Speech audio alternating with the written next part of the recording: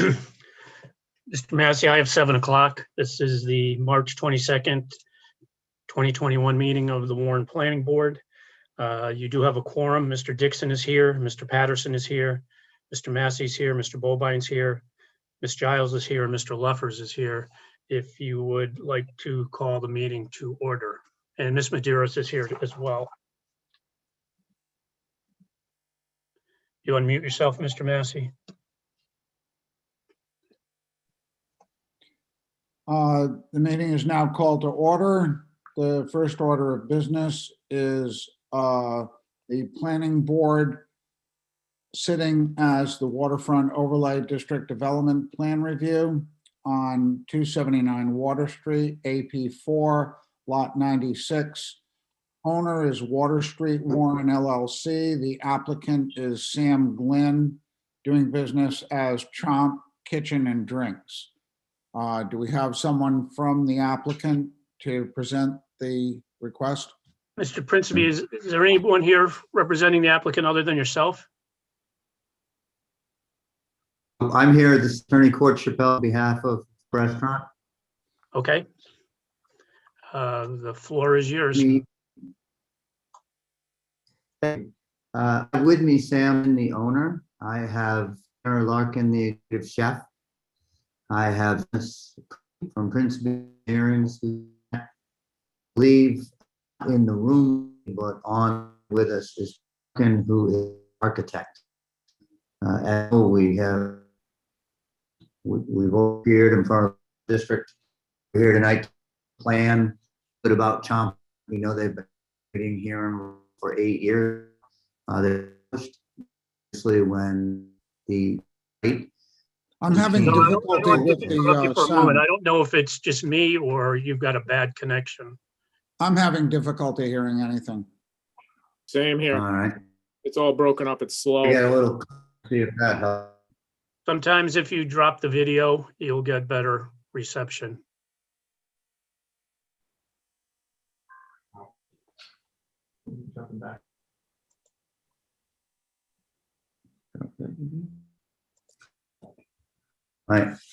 Here's my tip here. So is it better? Marginally, not really.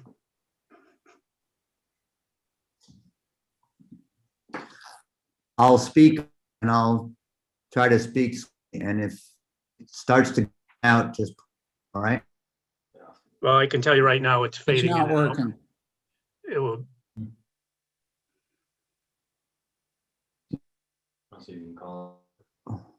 We're gonna see if call in mute this so that you have audio. Okay, we'll give you a minute to do that. Thank you. Or other people that are on the call for subsequent matters tonight. After this particular application will be the public hearing for 665 Metacom Avenue. Just in terms of procedure, the applicant and his representative will give a presentation to the board members. After that is completed, board members will have an opportunity to ask questions or offer comments to the application. And at that time, after that, there will be public comment. There were several email correspondence from abutters. Most of them said the same 3 things. The chair will not entertain everyone saying the same thing over and over again. So if you want to pick one representative or none, if you have testimony other than what's in those emails, just be forewarned how the procedure is going to go when we get to that point. May I test my audio? Yep, Does it that seems seem like to it's work? working. Thank you. Is that any better? It is. Yes. Okay. So what I'm doing, if you'll be patient with me, is I have the laptop going on mute and I'm on a cell phone to give you better audio, okay? Yep, that works. All right, thank you again. So as I was saying, you are, hopefully many of you may be familiar with Chomp Restaurant. They presently operate and have for 8 years on Child Street. And when this site became available, it obviously is a magical site down on the waterfront. It would be very good for them. Hopefully, we believe would be very good for Warren. Those of you familiar with the site know that there currently are 3 buildings on the site. There's the jewelry store, the Muse Cafe, and this industrial type building that I'm told was built from an upside down barge. It is this barge that Chomp Restaurant seeks to go in front of the zoning board and ask for a special use permit to operate their restaurant. It will have some renovations. We're going to go through those renovations, but we're going to point out that it is basically on the existing footprint of the barge itself and the deck and retaining wall system. So there, I believe, is a minimal lot coverage increase of 0.2. But other than that, we are using the existing. Okay. So do they have this plan up now? Yeah. All right. So we have some plans to share a screen with you. You're able to share the screen if you'd like. I need permission to do that. And I'd like to walk through the presentation first, and then I'll put on the engineer. But we believe that we are seeking your recommendation to move forward. We will not be, in my opinion, requesting any variances for setbacks because we are in pre-existing structures. And there is a slight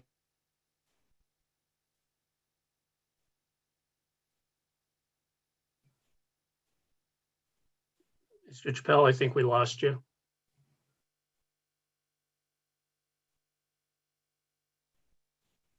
We've lost the audio. Apparently.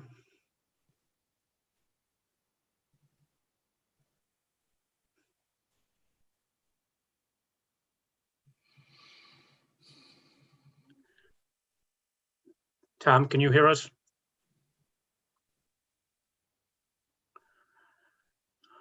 Painful.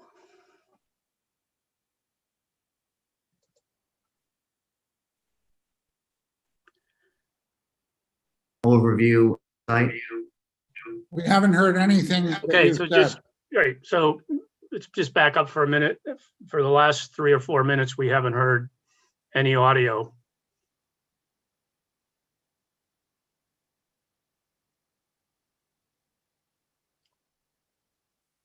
And if you're not able to fix it, we can push you to the end of the meeting, or we can continue this to the next meeting, because in fairness to everyone else, we have a crowded agenda tonight. We're not going to go back and forth on this. Am I back? You are. So can you hear us again? All right. So not even Here for sure a moment. heard. We're gonna get You're straight breaking up. up. You're breaking up again. We're going to need to move forward. This is, as Mr. Rulli said, this is a crowded agenda, and we really don't have time to have technical difficulties. So your choice is to come in at the end of the meeting or carry this over to our next meeting. Put it on the end of the meeting. I will check offices and from another location. We really need Okay, that's All fine. right, to get this in front of me. Well, we can I'm do at the that. end office. yes. Okay, we're moving on to a Uh, public hearing. Could I have a motion to open the? I think, Mr. Chair, just let's have a motion to continue this application till later in the meeting. So moved. Is there a second? Second. All in favor, just show of hands, please. I, Okay, we're moving that to the end. Thank you. I'll sign on. okay, well, we want to open this to a public hearing now? So this is a major land development, 665 Metacom Avenue, AP 15A, lots 281, 282. Owner Denise O'Brien, RET, applicant Michael O'Brien. Mr. D'Amico is the engineer for the applicant, and he is here. Mr. D'Amico, the floor is yours. You're on mute. There you go. Thank you. Thank you, Bob. How's my reception? You're good. Thank you. Board members, good evening. My name is David D'Amico, and I am the principal of D'Amico Engineering Technologies with offices at 2080 Middle Spring Avenue in North Providence. I am a registered professional engineer in the state of Rhode Island.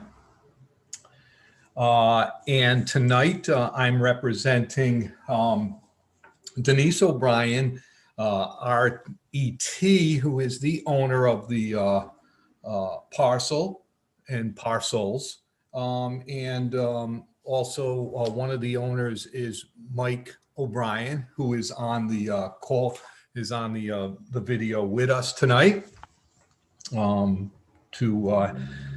give me a hand. I'm going to do this solo without any legal representation. So I'll just give a brief, just a real brief introduction on the existing parcel. It's Assessors Plat 15A, lot 281 and 282. 282 is the small 90 by 60 lot in the southeast corner of the parcel. And the larger one is lot 281. With those combined, we have an acreage of 2.27 acres. It's essentially a wooded lot right now. We've had a biologist walk it over and found no wetlands on site. It is a flat site. It only drops about 6 feet over approximately 560 feet, which is relatively flat. It's obviously Medicom Ave pretty much is the pinnacle of your island there, and everything to the west goes to the bay, and everything to the east goes to Mount Hope Bay on that side. So this is pretty much following all the properties along this area. So what we would like to do, that's pretty much the existing conditions. It's in the southern portion of your town.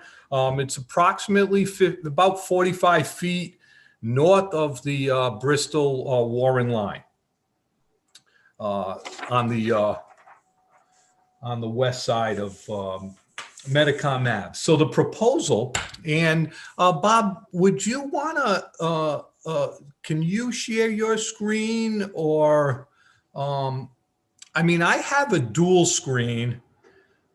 We probably want to put I would rather you do it if you could.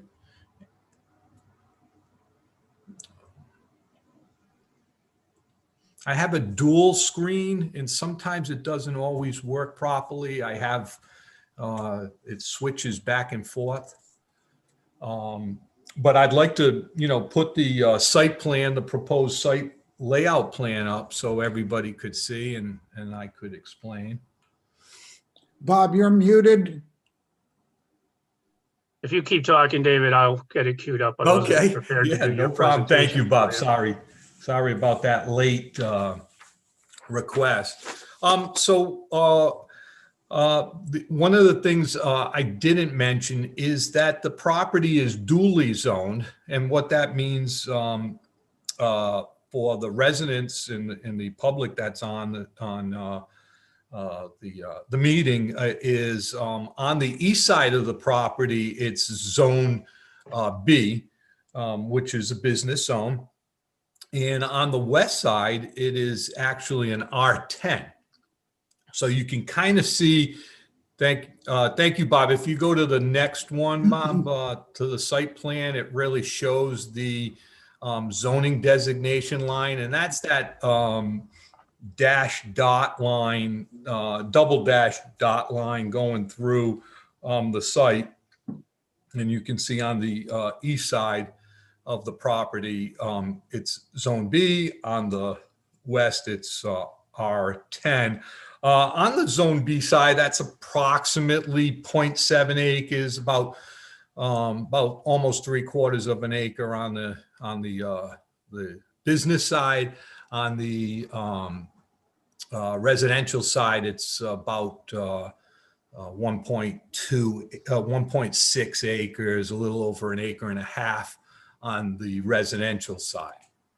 So our intentions and what we have proposed for the board's review is to construct a residential 18-unit apartment building, all within the B zone, and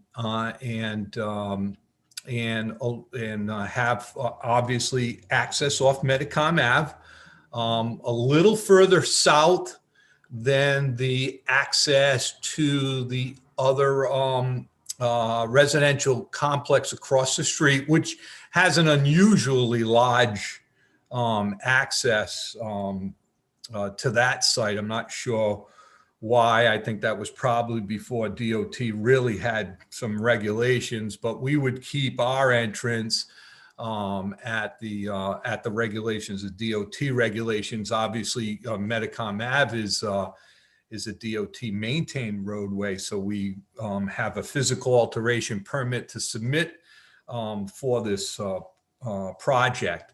And then, so it would simply have the 18-unit building with associated parking. Right now, by zoning regs, we would need 27 parking spaces. And we are showing a little bit more. We're showing 41 parking spaces, to provide a little bit more accommodation for our residents there than what's required by zoning. David, excuse me. Yes, sir. Hi, this is Ben Ferem, the Assistant Solicitor. While we're speaking about parking, the zoning ordinance on the section 32-44 specifically states that the B zone carries over about 30 feet maximum. Is all that additional parking to the west within that 30 feet? And if not, how are you going to accomplish that?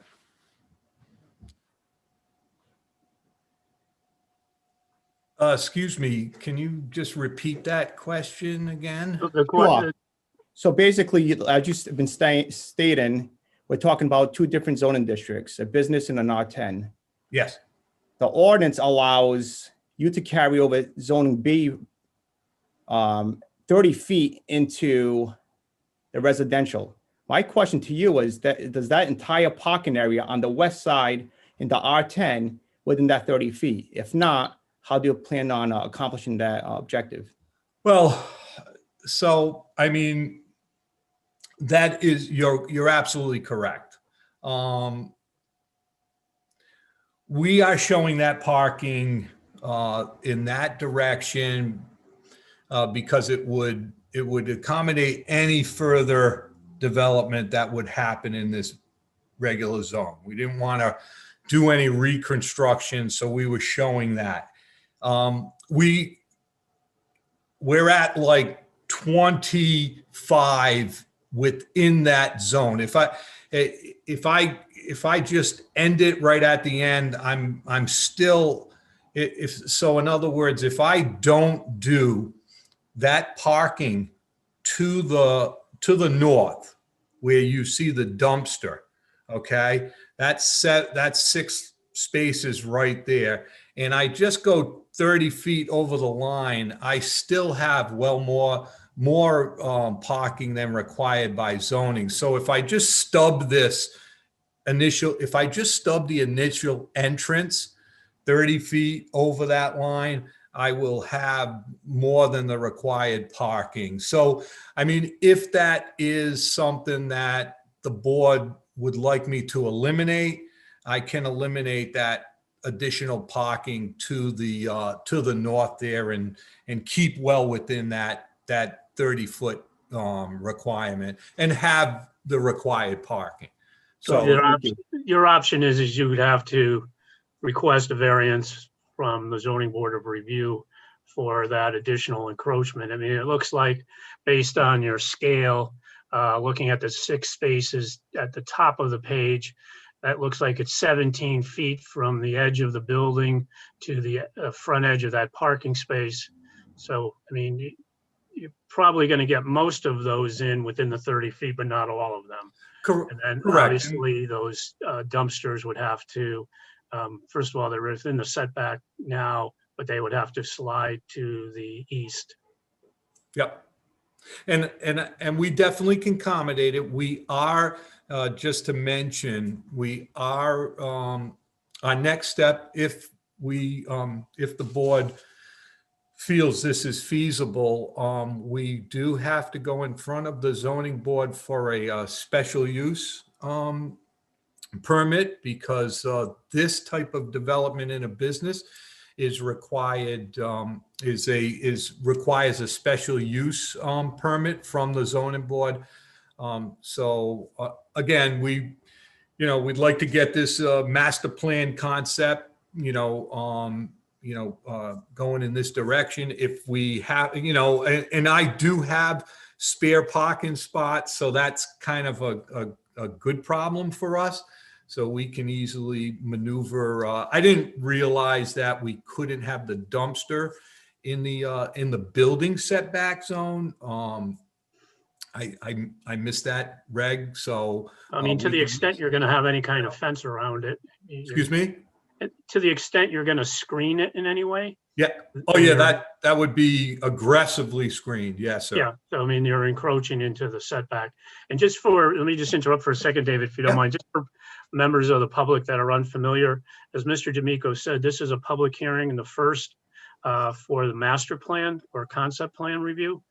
His next move would be to go to the zoning board for the special use permit that he mentioned and potentially a variance for the parking. Depending on what happens at the zoning board, it then comes back to the planning board for at least 1, if not 2 more meetings. So I just want members of the public to understand that it's not one and done tonight. There are several more meetings that are part of this process. So just I wanted everybody to be aware of that procedurally. David, thank you. You're welcome. Great question, and thank you for clearing that up. So that's really pretty much the simple layout of this. We do have sidewalks and it would be aggressively landscape. We don't have landscape plans at this time. If you look at any other, and we would welcome the board to look at any other properties that the O'Briens have with similar buildings. Their properties are beautifully landscaped. And David, could you address how you're going to deal with stormwater on site? Yes, Bob, sure. If you go to the next screen, let's just kind of look at what it pretty much looks like, a real simplistic plan. Just before I get into it, it would be serviced by water, gas, sewer. And what we are proposing right now for the drainage, and we have done it previously on me personally, I've done it in design a number of times throughout the state. We've also did it just recently in Lincoln for this almost exact building, is we utilized pervious pavement. So that is what we would be proposing to utilize here. Now in the Lincoln site, I can tell you that we were all within wetland areas. We were within riverbank buffers that had previously been disturbed. So we were going back in those areas. We've had DM approvals, and it's up and operating, and it's been very successful. And it's a great way to utilize the natural groundwater in the area. again, you could see that we only, just in this small direction, we're only dropping a couple of feet from the actually Metacom Ave 1-2. So you can see how flat we are going to be in there. So we'd like to go with the permeable pavement. And then what we have done is we have taken the downspouts and have brought them underneath the permeable pavement. And that infiltrates infiltrates underneath the permeable pavement. The permeable pavement has a storage reservoir underneath it, so that based on the infiltration rate of the existing soil, we actually would store the actual excess runoff, depending on the storm frequency, underneath the pavement. So we've had good success with this system. It is in RIDM's stormwater manual. So essentially, we take it right out of the manual, and we've had success. One of the things I have seen, and I want to thank Bob for giving us some of the letters, is that they do worry about drainage issues, and they do have some drainage issues. So one of the things I will say is that we have 2-something acres of runoff coming from Metacom Ave. Now none of Metacom Avenue runoff runs onto this property. It all stays within Metacom Ave. All stays within the confines of the curbing, between the curbing, and there is a drainage system in Metacom Ave. So any drainage going to the residences to the west are really coming off this this wooded area here, which has a length. I think our length is over 500 feet from Metacom Ave to the back of these residents. So right now you just have free flow. Whatever happens tomorrow, if it happens to rain in a few days, that runoff will just run unimpeded. Essentially, what we will do is we will actually collect the runoff before it does run off. All this area will collect it, and it will actually infiltrate into the water. So we tend to see a lot of times it's when I deploy these systems, we tend to see an overall improvement on drainage on abutting lots. Why? Because we collect it and we infiltrate it into the groundwater, into the ground well before it gets off-site. So we tend to have a reduction in runoff with these systems. Have you performed a perk test on the site? We have not, Bob. Again, I read the same letters you read. I mean, I think that, the issue that abutters have with water is not so much a drainage issue, but a high water table. Because it seems like it's groundwater that they're dealing with if the sump pumps are going all the time.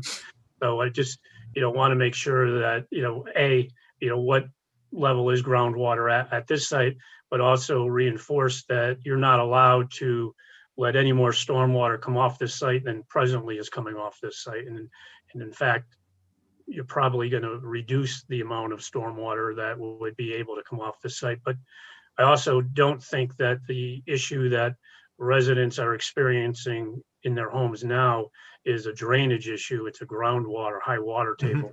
Mm-hmm. And I will say that one of the main reasons we would like to, we don't always deploy this. I wouldn't always go out and deploy this. Let's say I'm in Warwick. Warwick is very sandy. I normally would not do this in that condition. We would, maybe go with a subsurface drainage system. One of the reasons why we do like to go with permeable pavement is because we have to have a groundwater separation from any of our stormwater devices. Even if we go with, say, a sand filter, a surface sand filter, or a bioretention system, I still need 3 feet of ground of separation between the bottom of my my filter, is what we call them, filters, bioretention or sand filter, to the the top of the groundwater. So one of the positive things about the pervious pavement system is I can gain a lot of space between the bottom of the system, which tends to be a foot, 1.5 feet down, to the top of groundwater. So it really does help me meet that requirement, which I have to meet. Now, as you can see, if we have, high groundwater, say we have a 3-4 foot groundwater system, normally if I go with say I put a bioretention filter at the end of this drainage system to the west, at the end of the parking area to the west, where it would end, where all the drainage would flow. I have to build that sand filter or a bioretention filter at least 1.5 to 2 feet below the outfall of the storm system. Now, if we just let it run over the top, all right, for instance, if we let it run over the top and just run right down this parking lot into a sand filter that I have, say, say 1.5 foot deep. If I got to go to that groundwater, I'm already down, 4.5 feet to 5 feet to that ground. I need that groundwater level down at that level. So it's a balance, just like it's a balance with my stormwater runoff. I have to also balance, how I put the stormwater into the ground. One of the things we don't want to do, Bob, I don't think you want me to do, is to build a big structure at the, in the back and then have it outfall somewhere onto private property. That's No, not I mean, I'm not looking for a detention pond, but right. I would recommend to the board that that you do perform a perk test, and just so we know where the groundwater is. Mhm. And then, to the extent possible, when you get to your landscape plan, if there's an opportunity in either planted islands or other mechanisms to incorporate some BMPs as a way to kind of mitigate the stormwater. Mhm. But I think, both the perk test and maybe, I don't know if you've done what the soils are. I mean, that would allow the planning board to be more informed, and also, allow us to address the concerns that some of these abutters have with respect to the water is not originating from this site, the water is coming up from the ground. That's just a recommendation I'm making to the planning board. Whether they act on it or not, it's Mhm. entirely up to them. Mhm. Is there anything else you wanted to say, David? Yeah, I think that pretty much ends my presentation, Bob, and Okay. board members. Thank you. All right, Mr. Massey. Paging Mr. Massey.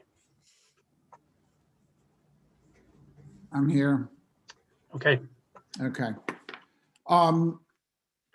As Bob had indicated, the perk test would be essential to this, because having read those letters from the abutters, clearly the water table is a significant issue. So runoff, while we appreciate what you've done there, the perk test is really going to be the acid test on how successful you can deal with that, if in fact it's as high as it appears to be. The parking lot, I would say, should fit within the 30-foot zone that Ben noted. the dumpsters have to be moved out of that setback. And I would imagine that would be part of the parking lot reconfiguration. I personally would like to see a landscaping plan in terms of what buffers and screens you would put up. We've had some serious issues in town already with folks agreeing to buffers and then not abiding by that. So in this case, I want to ensure that we have that right at the very beginning, and we establish a means by which we can enforce compliance with that. Not that, I am anticipating that we would need to, but we want to have that power. The parking lots as well, I know that we've looked at these before. This looks like an awful lot of asphalt, permeable or otherwise, unbroken by any trees or landscaping. So that is something I'd like to see as well. One of the other issues noted was traffic here. I think that's going to be difficult to determine. You're talking about 18 units here going out onto Metacom, which is a very busy road and is a state road as well. So, but a traffic count might be in order there. So those are my concerns. I'll open it up to the rest of the board. Yep, so I will call on each member individually. Mr. Gerhart? So I'm wondering if, given the concern about the drainage system, we want to ask the town engineer to take a look at the plans as well, since that seems to be a major concern. So I would suggest that. I'm curious as to, we have lots of storms. So what is the capacity of this system to deal with 10-year storms, 25-year storms, 100-year storms? I mean, I'd be interested to see that data. I wonder if it's possible to get a listing of other O'Brien properties. He mentioned one in Lincoln. I'd be happy to go out and take a look at the landscaping and the architecture that exists in other similar buildings. So if that's possible before the next meeting, I think that would be good. I'm curious as to why you allowed the existing house, Mr. Healy's old house, to stay on the site. Was that just because you want another thing to rent? That question. And let's see, I have one more. Oh yes, at the last meeting, I suggested that I don't like to do these things piecemeal. And there was a suggestion from the applicant that they already have plans for the other side of the lot. And that's why this parking is where it's at. I personally would like to see what the rest of the development looks like in the R10 zone. So I would make that request as well. Mr. Gerhart, I can address that. They would not be able to, I think the conversation was that they would like to put two identical buildings on the site, but in order to do that to the rear piece is going to require a zoning amendment. Oh, it would require a zoning amendment. Yep. But it's R10 though, isn't it? It's not going to, it won't work.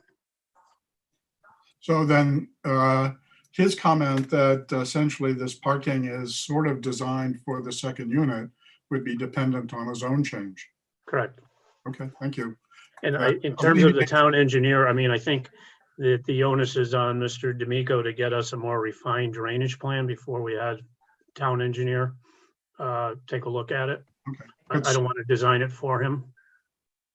But sooner or later, you think that that's advisable to have the town engineer look at. Potentially, yes. Okay, thank you. Ms. Giles, anything? I don't think I have anything new to add. I don't know if you want to address the other comment, the concern in all of these letters was about property values. If you have anything you want to add to that. Bob. Yeah, I was going to get to that. Unless somebody that submitted something on property values is been qualified for as an expert witness to talk about property values, that's just a subjective opinion. There's no offer of proof that that is in fact the case. I'm certain that if the abutters wanted to hire a real estate professional to do that analysis, I'm sure Mr. O'Brien would be able to hire an expert to have a contrarian point of view. So, just saying that it's going to hurt my property values without any substantiation of that is not something we're going to allow at this point. Okay, I have no other comments. Going around, Mr. Dixon. One question about the Healy House. Is that going to remain as it is? What I just, from Mike's comment, I didn't know if he was able to answer that. I could, Bob, if you'd Yep, like. sure, absolutely, please. The owner, and Mike is on, and he could jump in. He is intending to keep Mike, you wanna address? Yes. Hi. So my name is Michael O'Brien. And my intention for the house is to make a rental office out of it. Refurbish it and make it a rental office. Anything Okay. else, Mr. Dixon? No, I like Ms. Giles. I think everything's been addressed. Thank you. Okay, Mr. Patterson? No comments other than what's been said before. I think some of Mike Gebhardt's suggestions are worthy of following up. Okay. Ms. Maderas? I guess my only question would be, so the coverage within that zone is a business district, so there could be office complexes, shopping, things like that. And I think it's, 25% of the land is coverage. Is there much more than that being covered within that business district? No, there's no other dimensional relief required. I mean, you're correct. By right on that property, could be an office building. It could be a bank. There could be a restaurant with a drive-through with a special use permit. So there are any number of retail, professional, and restaurant uses that are permitted in the business district. Most do require a special use permit. There are, again, as I said, there are exceptions. All kinds of office buildings would be applicable, and banks. So, it is a commercial district, but they don't need any dimensional relief with respect to lot coverage. Thank you. Mr. Bobine. Thanks, Bob. I would just echo and share the concerns and comments made by Mr. Massey. In particular, I'm interested in the landscaping plan. Metacom is a lot of concrete, and I think we could all benefit from more green space and landscaping. So I'm waiting to see how that develops. Thank you. Mr. Leffers? A question for Mr. D'Amico. Since the abutters have issues with the water table, specifically in the reports from their correspondence, does this project have any effect on the water table? Lowering it stays the same? What is the anticipated effect? That is a balance. That is what we would intend to do so we would look at this area now. It's wooded. It has a good capacity to infiltrate. That's what's pretty much going on in a wooded area. Almost up to 60%. And don't quote me on that, but those are, what we call rationale numbers that we use. We don't really use the rationale method in this particular case, but if you look at that, we would say 60% of the runoff would actually be able to be absorbed by this type of development. In some cases, more than that. In this existing condition. So once I turn it into a proposed condition, I start going to like 90% runoff, 95% runoff. Then I have to balance that.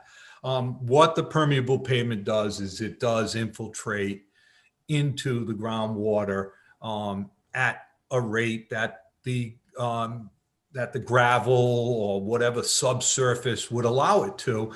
And we don't expect it to just absorb it right away. It's not instantaneously. We have rates that we use. based on the soil types. And then we actually add what we talked about, the storage. And to, I think to address Mr. Gephardt's question, he said, what is it handle relative to storm frequency? We have to handle up to a 100-year storm frequency. You do. So you'll find that my reservoir, what we call our reservoir, is probably like 10 inches thick, 9 inches thick, depends on the soil capacity. In some cases, if the soil's like sandy, I'm probably down around 8 or 9 inches. If it's a very loomy, silty soil, I could be up to 10 inches to 12 inches of crushed stone reservoir. So, again, getting back, that's what we're doing. We're putting the water back into the groundwater that we would normally take out. So that is it's considered a positive thing. That's part of following our stormwater management. And essentially the way DEM looks at it is much we can get into the groundwater, much we can get that runoff filtered, because really that's what the groundwater will do. That's what the ground will do, is filter that. That's a positive thing. Now, I do work as a civil. I do work with people that have water in their basement, and I do get consulted on that. And, we have to realize that, basements, depending on what city and town and when they were built, a lot of times they didn't really consider the groundwater depth when they put those foundations in. And those are down 8 feet, 7 feet, 9 feet in some cases. So they could be well into the groundwater table, and the groundwater table may very well only, the seasonal high groundwater may be 6 feet. Yeah, Mr. maybe D'Amico, 7 feet. I don't want to belabor the science. I mean, and that all very well might be true, but, I do think that, having a perk test and soil analysis, I mean, if your assumption is correct, we don't have a problem, but we don't know that because we haven't done a perk test and we haven't done a soil analysis. So I think that in fairness to this board and to the abutters, I mean, the groundwater problem might be theirs and we're not making it worse and we're not making it better, but that's just a function of how those lots were approved at the time they were. I just want to be sure that, this board is confident that saying that they're not doing anything to exacerbate an existing problem that those property owners have. So if you would just indulge us by agreeing to do the perk test and the soil analysis. Well, we have to do that anyway, Bob. Okay. So, and I can tell, you and the board that depending on what that groundwater, I'm going to come up with a solution. Good. All right. So I know you are. mean, that's what I need to do. I have to come up with a positive solution, no matter what that groundwater. Now, if it's, a foot below the surface, 2 foot below the surface, then I tend to have problems. But, I haven't done a ton of work in your town in my career. I have done work on Metacom Avenue as a consultant to DOT. And, I do know that, again, you're at the high point of your island here. And, you're at the top. When you're at the top, usually the groundwater is less of a depth. I mean, we have different soil. Greater We of a have- depth than as you go down the hill. we have So many but high we'll areas check that on are it. actually flood zones. So. Yeah, we'll that's important, and we'll check on that, and Can I we interrupt can for a report minute? on that. In order to vote on a master plan, I think we need that information prior to asking the board to move forward. Is that it? And also to see a new layout for the proposed development based on making the parking lot fit. So it seems to me that we need to reconvene after you've done the perk test, the soil analysis, the parking lot reconfiguration, including the dumpsters, the landscaping plan. Those are the things that I think we all want to see prior to voting on a master plan. Yeah, I don't think you're not in a position to vote tonight, but I also want to extend an opportunity to those members of the public that are here that want to comment. Again, the caveat is, almost entirely all of your emails raised the same three questions with respect to water in the basements, traffic, and that you just didn't like this project. I think, again, under our zoning ordinance, it's a permitted use with a special use permit. It is zoned business or commercial. So that piece is really, you don't have to like it, but it's allowed. In terms of construction noise, no different than if somebody was building a house next to your house. I mean, work can't start before 7 o'clock, has to end at certain times. We have rules with respect to the weekend. We've requested that there be a traffic count provided. Our experience has shown us that residential developments generate less traffic than an office building or a restaurant or any type of retail use. But nonetheless, I mean, and it is a state road. So we have limited control, just as the town of Bristol has limited control over what happens on Metacom. I can share with you that we have other plans for Metacom that requests for traffic calming. Part of the problem that you experience near your neighborhood is that this is where Metacom comes from a 4-lane road into 2.5 lanes. It's 1 lane each direction with a turning lane. So that's a problem in and of itself. And then the sequence of where traffic lights are creates other problems. But I don't want to ignore it. I'm not dismissing it as being a concern. That's not something that the planning board has the authority to address other than to ask for a traffic study. So if there are members of the public that would like to speak. Excuse me, I have one other quick question. Go ahead, Mr. Gerhart. So, we have this interest in workforce housing. I wonder if Mr. O'Brien could tell us what the mix of apartments he plans. Are they 1, 2, 3 bedroom units?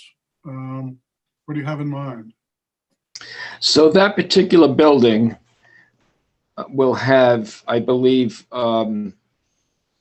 16 2-bedrooms and 2 1-bedrooms. Okay. Thank you. So if there are any members of the public that would like to comment, if you're familiar with Zoom, there is the raise your hand icon, or if you have your video on, you can wave furiously and I will see you and take you one at a time. Again, I would just remind you that the chair is not going to entertain several people saying the same thing or something that's not what was included in your emails. So I would add, Bob, that we did look at those letters and took them seriously. And as I think you'll see, we did our best to address those issues. And as Bob mentioned as well, there is an opportunity, as you can see, to comment again at the next hearing. So, but again, do feel free, but know that we've got limited time. Thank you. Okay, I see one hand up. Let me see if there's more. So at the present time, I see Denise Duarte, and if I said your name wrong, I apologize. If you would just unmute yourself, Denise, and identify yourself, name and address, please, for the record. Hi, Mr. Woolley. Thanks for the time. My name is Denise Duarte. I live on 8 Greg Drive in Warren. My property abuts the proposed development. So as not to go over all the things that I did say in my letter, I did talk about the water table, traffic, and property devaluement. I do appreciate you talking about all those things. I think the other thing that was brought up was landscaping plans. I think where we are right now, our backyard abuts onto the woods, so we have a very quiet neighborhood at the moment. It is a stone wall and then it's woods all the way till Metacom. So I think that would be a huge help to see what those landscaping plans are, because we have a nice quiet neighborhood, and definitely the water table, not to beat a dead horse, but that is a problem. And I appreciate you taking the time to listen to my concerns. Thank you. Does anyone else have anything that they would like to add at this time? I am not seeing any. So, Mr. Chairman, I would suggest a motion to continue the public hearing until the next meeting of the planning board. So moved.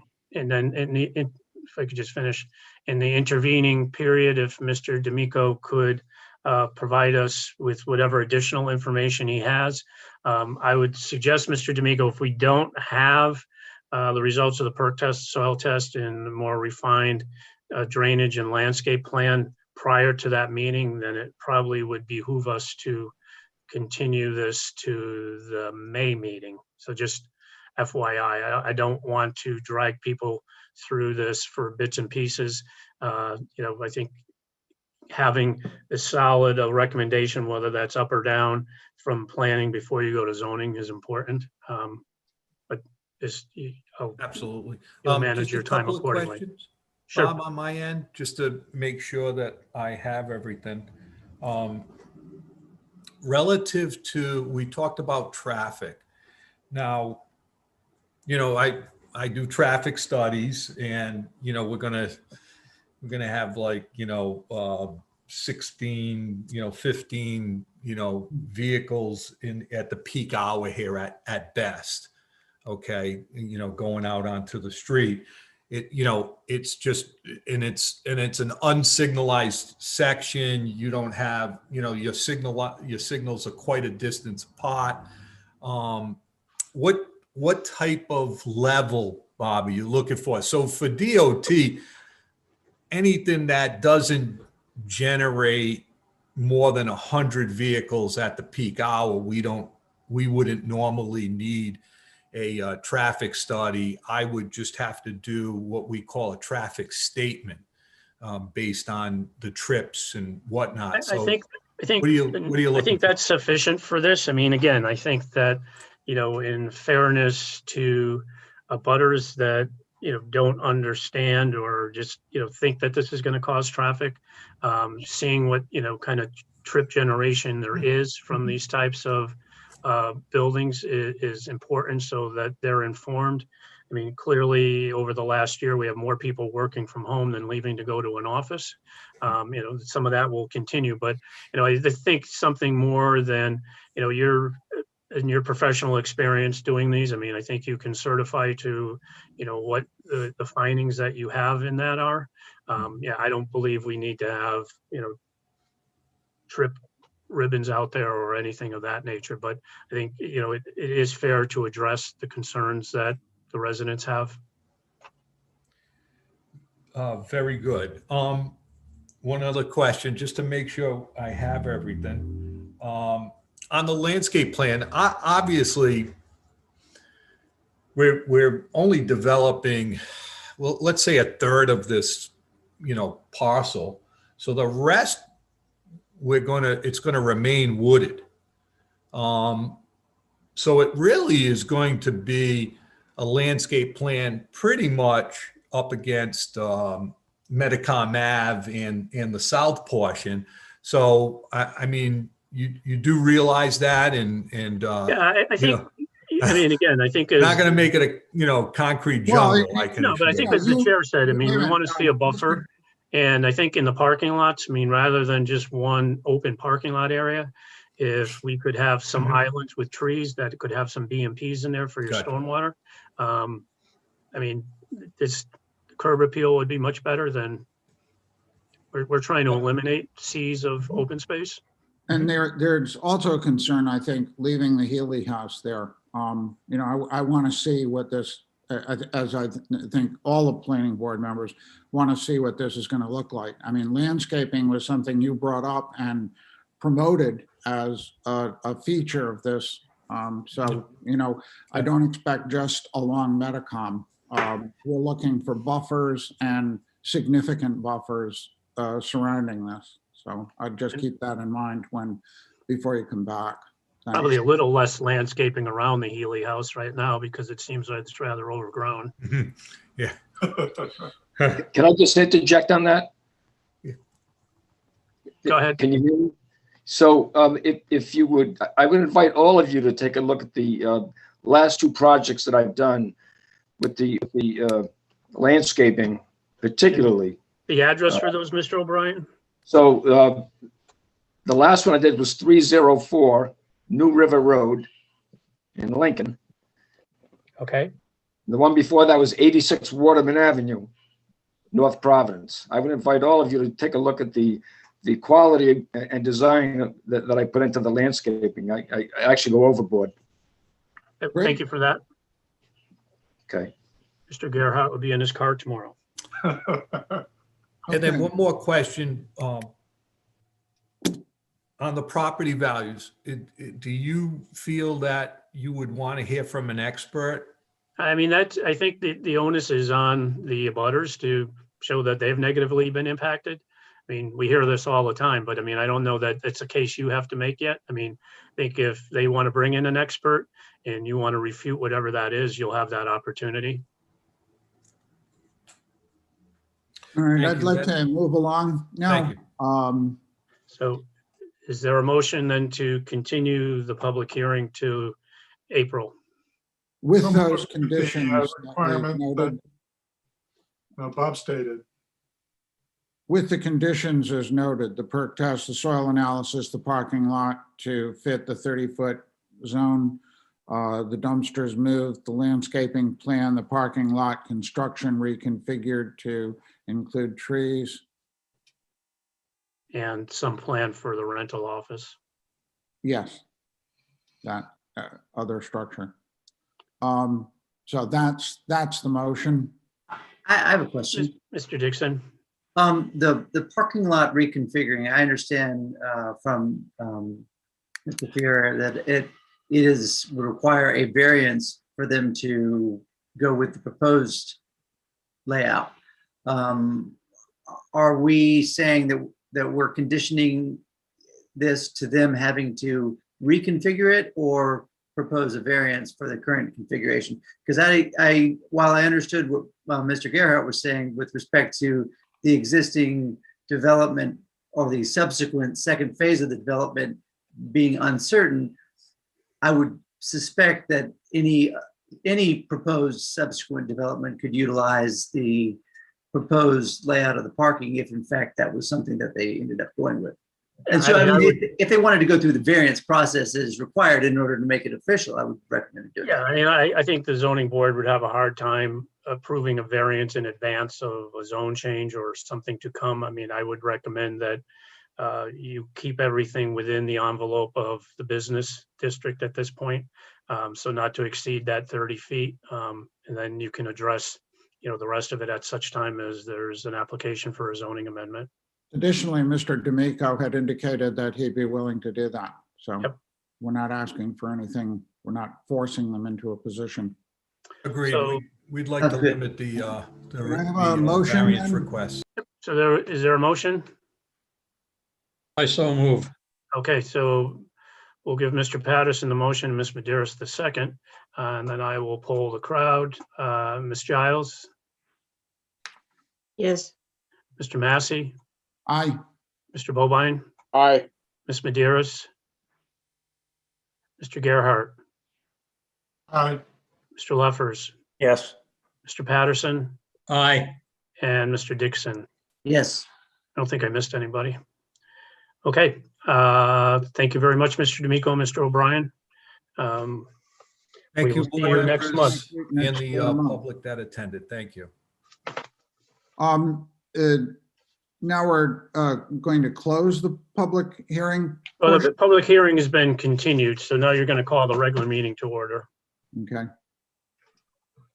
And an approval of the minutes of February so- 22nd. All members are present. Let me just note that. Oh, And yeah, the next matter would be the approval of the February 22nd, 2021 meeting minutes, which were distributed last week. Concerns, comments regarding the minutes? Yes. Jim Leffers, there was one word in near the end of the document. I don't have it in front of me, but it was B-O-A-R-D-E-R, border, and I think it was meant to be B-O-R-D-E-R. Okay, we will It's the make word. that correction. Are there any other comments or edits?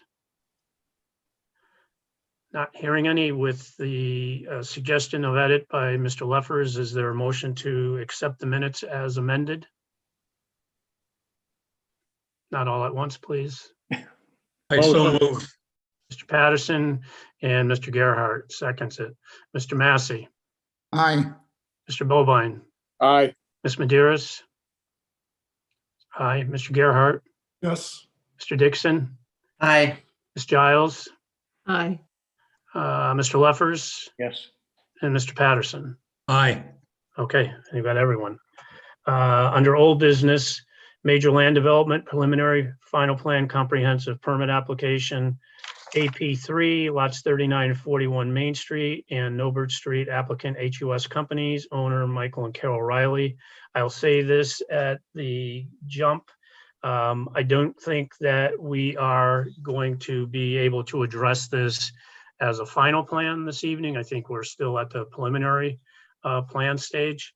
There was some correspondence late in the day from Mr. Bolster suggesting that this needed to follow the guidelines of the Secretary of Interior for infill development.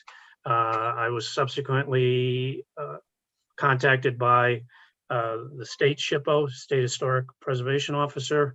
None of those requirements or SHPO involvement apply unless there are state permits required or there is federal or state money for financing, and none of those are in fact in place.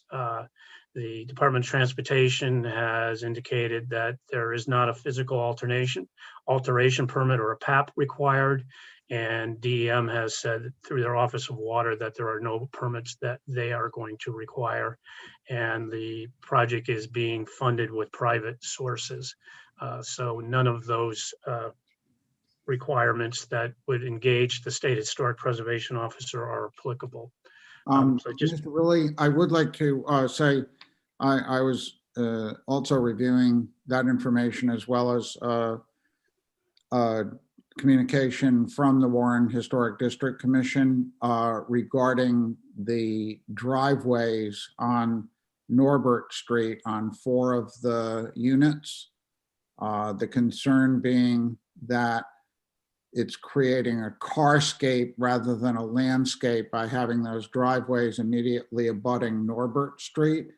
And the question was, is it possible to bring those buildings forward and keep the parking away from the street so that the cars are not parked in front of the buildings, and essentially that becomes the streetscape. If you have a schematic, one of the folks representing the applicant, we could take a look at that. It was not something that was immediately apparent to me, but after seeing a photograph of a similar house, of a house on Hope Street with cars parked in front of it, it creates an aesthetically difficult view, and wondered, in most cases, all the rest of the buildings within this show cars away from the street. This would essentially put them almost on the sidewalk, the way that those are. I don't know, do we have a diagram or a schematic of that? EJ? We do, and thank you, Mr. Rulli and Mr. Massey and the members of the board. We have some additional information to present this evening via Newport Collaborative Architects. Michael Abbott is with us, as well as Molly Titus from Engineering. So there's some additional info that we received from DEM recently, and perhaps we could start to answer your question, Mr. Massey, regarding the elevation on Norbert Street. We do have an updated elevation that we presented to the the Volunteer Historical Committee last week.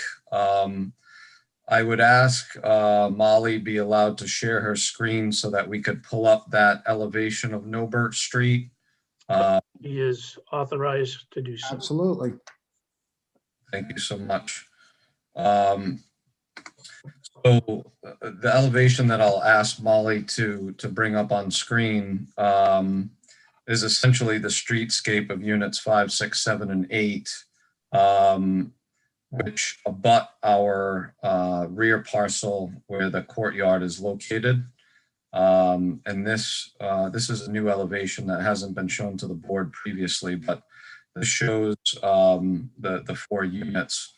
And I'll preface this by sort of explaining the streetscape of Nobert.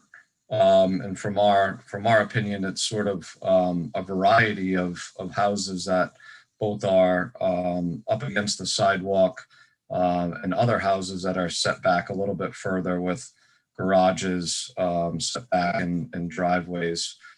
I'll ask Mr. Michael Abbott from Newport Collaborative to just give a brief explanation of this elevation, both architecturally and how it should fit into the Nobert streetscape.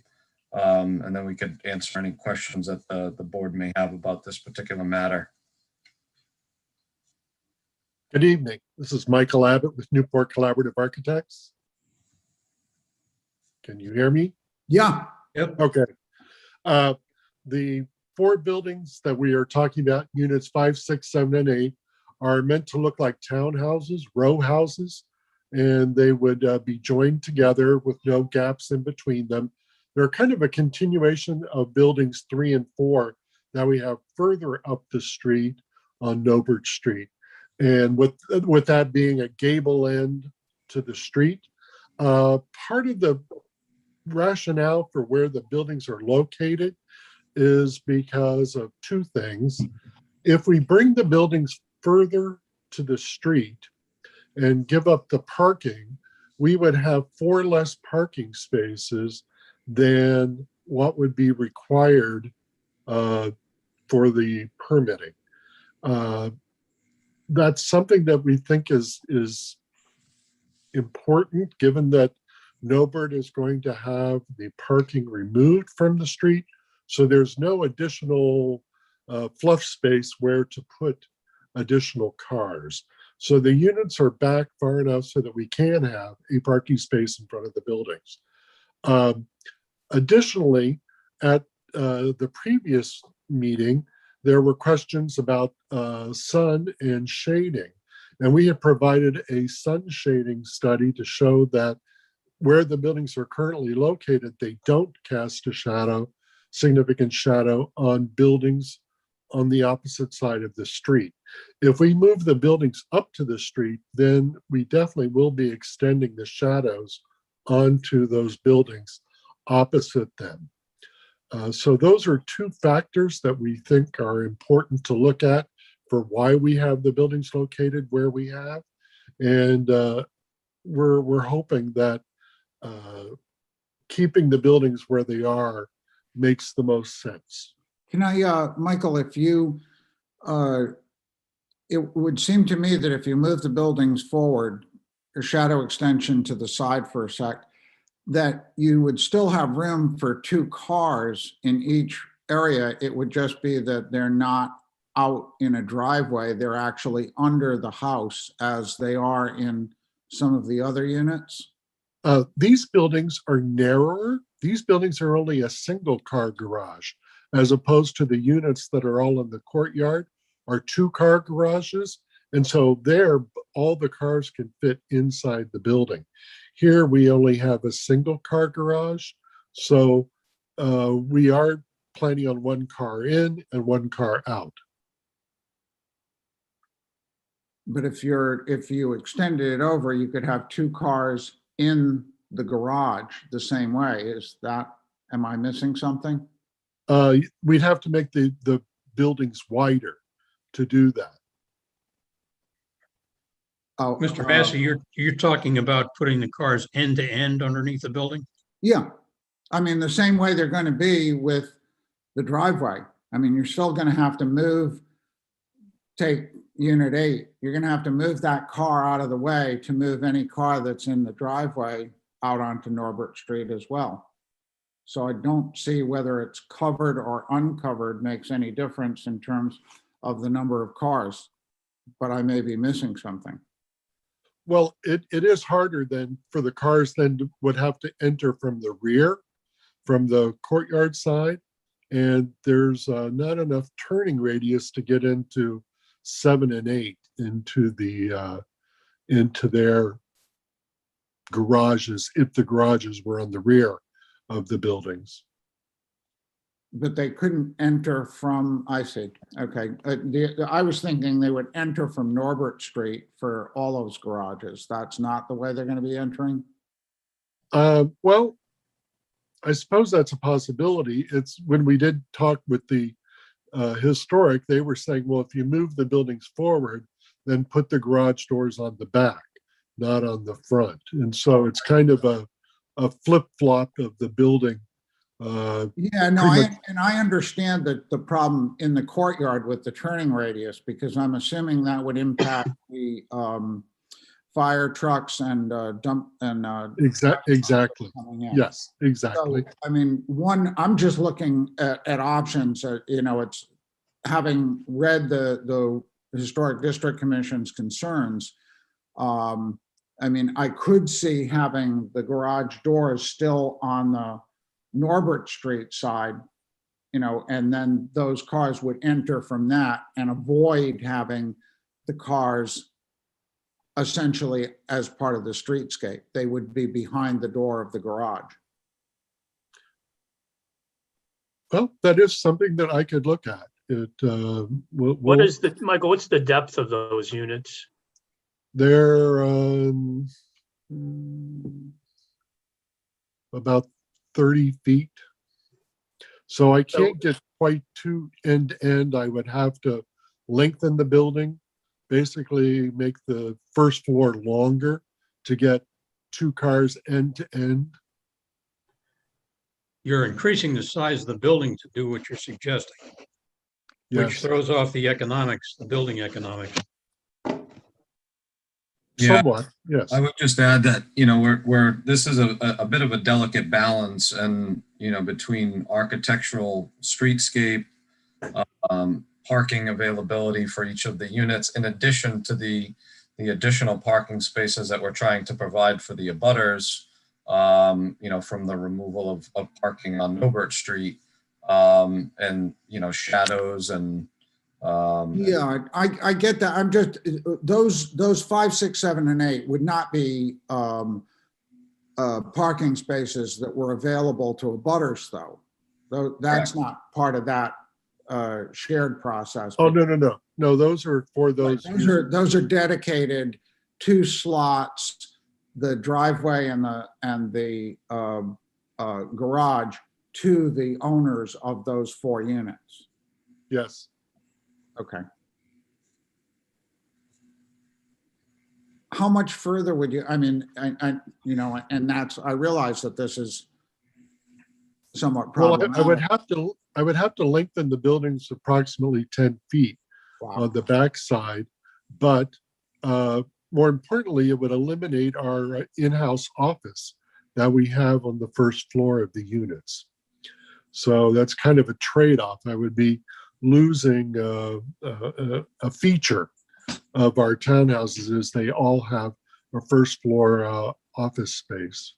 So theoretically, you're losing living space to pick up garage space. Yes. Okay. And you're increasing the overall size of the structure, which means the construction costs are more. Yes. Okay. Anything else that you want to say, Mr. Abbott or Mr. Lanny? The other topics that were brought up at the HDC were colors, and we have agreed to do a historic color schemes on all the buildings. So I don't think that's an issue. And materials? Materials we didn't really talk about at the HDC. We didn't really get into that. I wanted to. I know, we spent all the time talking about the cars. I mean, and again, I think that that is something that, the color scheme, being able to have a chance to see that and digest that, some summary of the type of materials that you're going to be using, confirming that.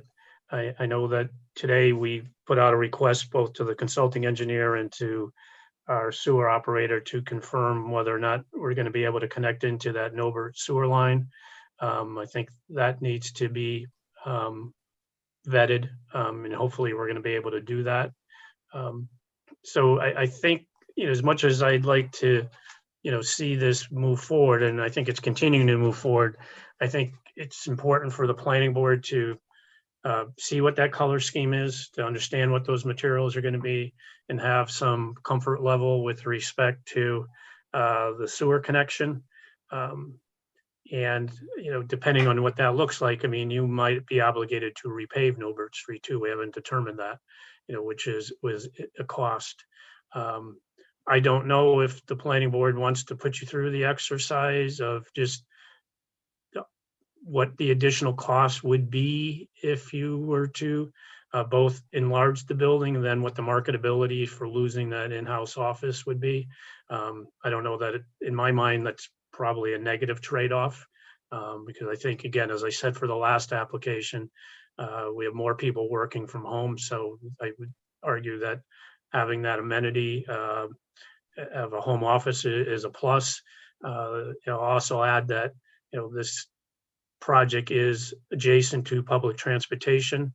So hopefully people would take advantage of that. And as we know from the traffic study or statement we had for this project, concerns about traffic were not necessarily well-founded in terms of any adverse conditions that this would create.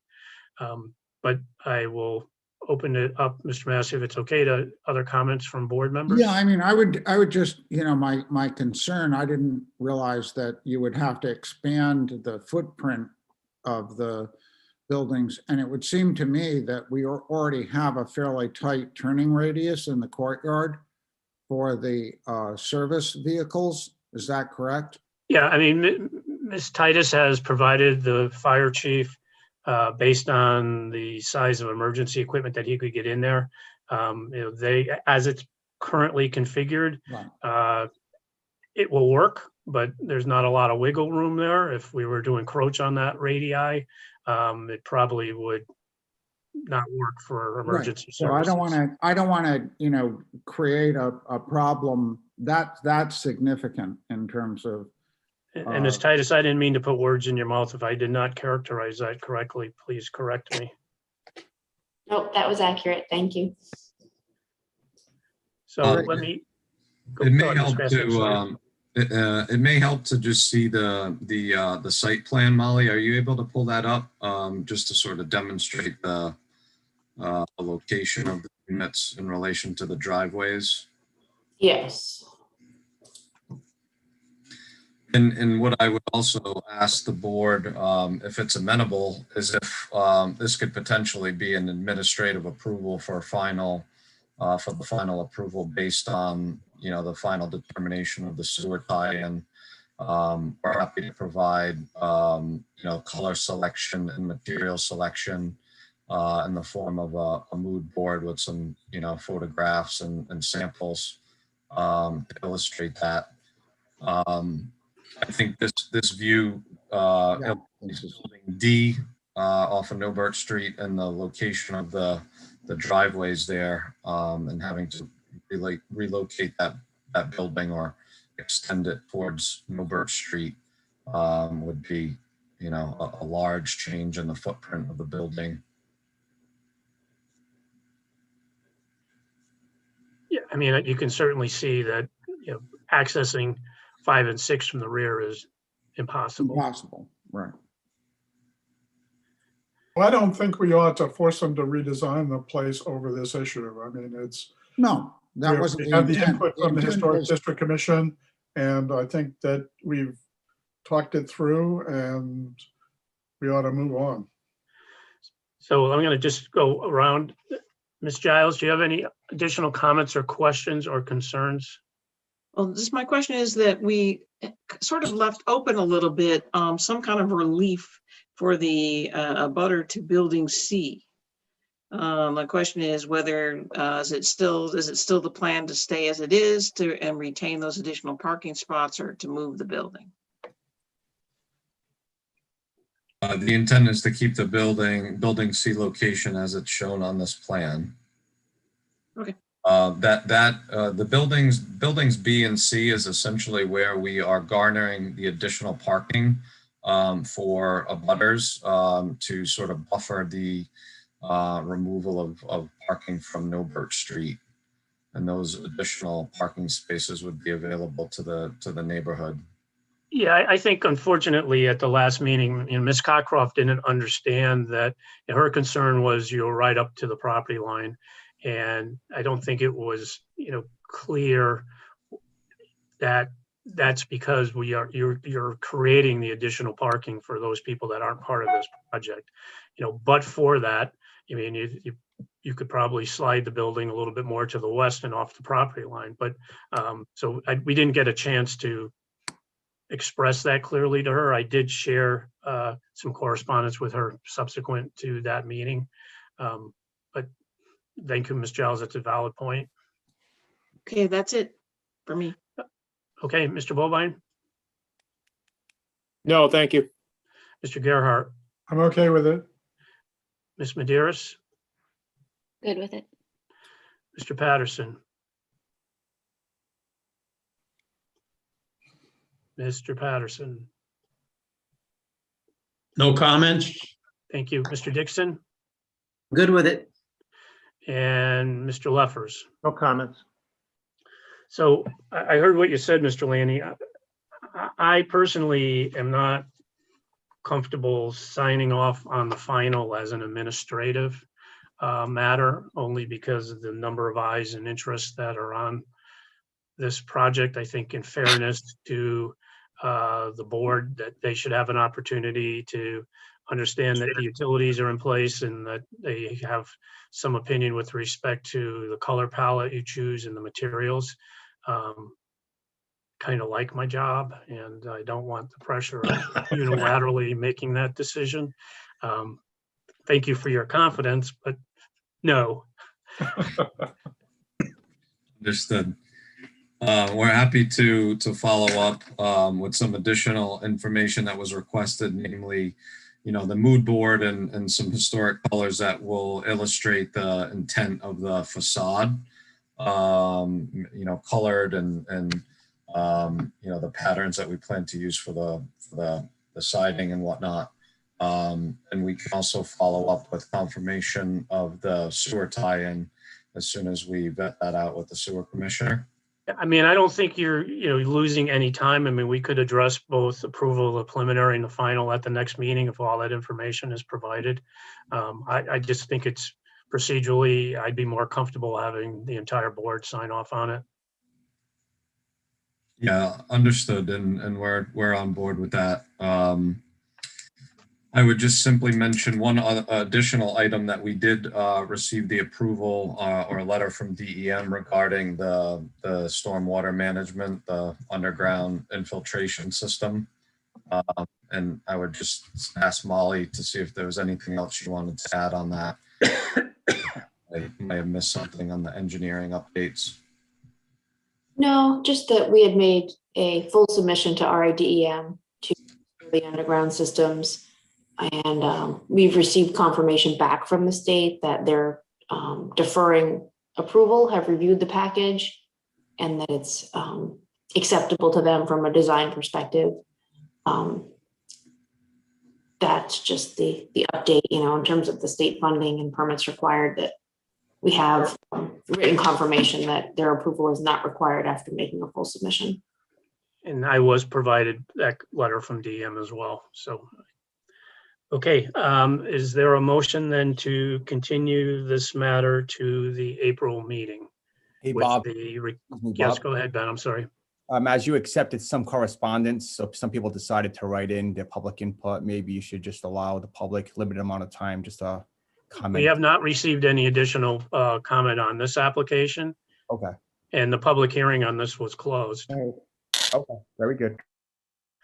So is there a motion to continue this? Let me step back for a second. I stand corrected, Ben. I mean, Mr. Bolster did send a letter under his name, not on, I mean, the Historic Commission did not send something as a board. And that was provided to the members. I don't think there's any reason to have any additional public comment because Fair enough. so is there, if there's a motion to continue this to the April meeting, that would be appropriate? I move to continue it to the April meeting. And Mr. Patterson makes the motion. Mr. Second Massey it. had his hand up to second. Ms. Giles, Yes. Mr. Bovine, Aye. Mr. Massey, Aye. Ms. Maderis, Aye. Mr. Gerhart, yes. Mr. Patterson, Aye. Mr. Dixon, Aye. and Mr. Leffers. Yes. Okay, Can we have the thing taken down, Molly? Yeah. Thanks. all right. Next item under new business is site plan review, AP 15B, lot 339, 609 Metacom Avenue. Owner is Jan Company, Inc. Applicant is JSC Management Group. I provided you with the updated site plan. All the applicant is doing is adding a tandem drive-through to the rear of the building. There's no additional curb cuts. There's no additions to the building. Again, it's simply whatever equipment is needed to talk into Big Boy and order your hamburger and then feed to the drive-in window and leave. So, I mean, if there's a representative here from either Jan or JSC, if you just identify yourself. I'm here representing JSC as their architect and civil engineer. And if you could just identify your by your name, please. Alexandra Lerner. Okay, Alexandra. Is there anything different than what I articulated in terms of what the application is? Nope. So again, this is just a site plan review. Are there any comments or questions from any members of the board? Bob, you had mentioned that this would ordinarily be an administrative approval, or? It could be, yeah, but I mean, again, a couple of administrative matters tonight I'm a little shaky on, so I'm looking for cover. Ben? Yes, this is actually a recommendation to the zoning board, as the applicant needs a special use permit in order to operate a drive-through. So if she's going to amend it by moving around some of the structures over there in terms of the ordering. So this would be actually a recommendation to the zoning board, and then they would apply just for an amendment to the special use permit. Okay, thank you. Is there any comments or questions? Go ahead, Mr. Gerhart. My only concern is I wonder if this sort of is consistent with what we're trying to do on Metacom Avenue. How do you feel about that, Bob? I mean, if Well, in- I mean, you know, again, yeah, I mean, it's not an exterior or enlargement of the existing restaurant. I mean, am I happy with it? No, but I mean, I don't think we have any authority or basis to, you know, come out against it at this point, short of the, you know, the zoning amendments and the design, you know, guidelines being in place. Got it. Thank you. Any other questions or comments? So is there a motion to give a favorable recommendation to zoning or an unfavorable recommendation to zoning? Motion for a favorable recommendation? All right, Mr. Massey makes a motion. Is there a second? Second. Mr. Bovine seconds it. Ms. Giles, Yes. Mr. Gerhart, Yes. Mr. Massey, Mr. Patterson, Aye. Mr. Dixon, Yes. Mr. Bovine, Aye. and Ms. Maderis, Sure. and Mr. Leffers. Yes. Okay. Alexandria, if you have any questions on, you know, getting on the zoning agenda, you can contact me tomorrow at my office. All right, thank you very much. Zoning board meets the third Wednesday of the month. If you wanted to go in April, you really need to have the application in by next week. Specific day next week? No, just, I mean, we need 2 weeks to advertise, so I would try to give the clerks a little extra time to get things organized. Okay, thank you very much. Thank you. Under reports and special items, I shared with you and I don't want to belabor this. I mean, I had a grad student from URI in the fall of last year that did a series over 100 maps on the Child Street, Market Street area, looking at a number of different sea level rise and flood scenarios, including loss. Look through that at your leisure. It's a valuable document where you're incorporating that into our state required hazard mitigation and flood mitigation plan. I think it's very useful, particularly on, the structural loss and what the impacts of that are.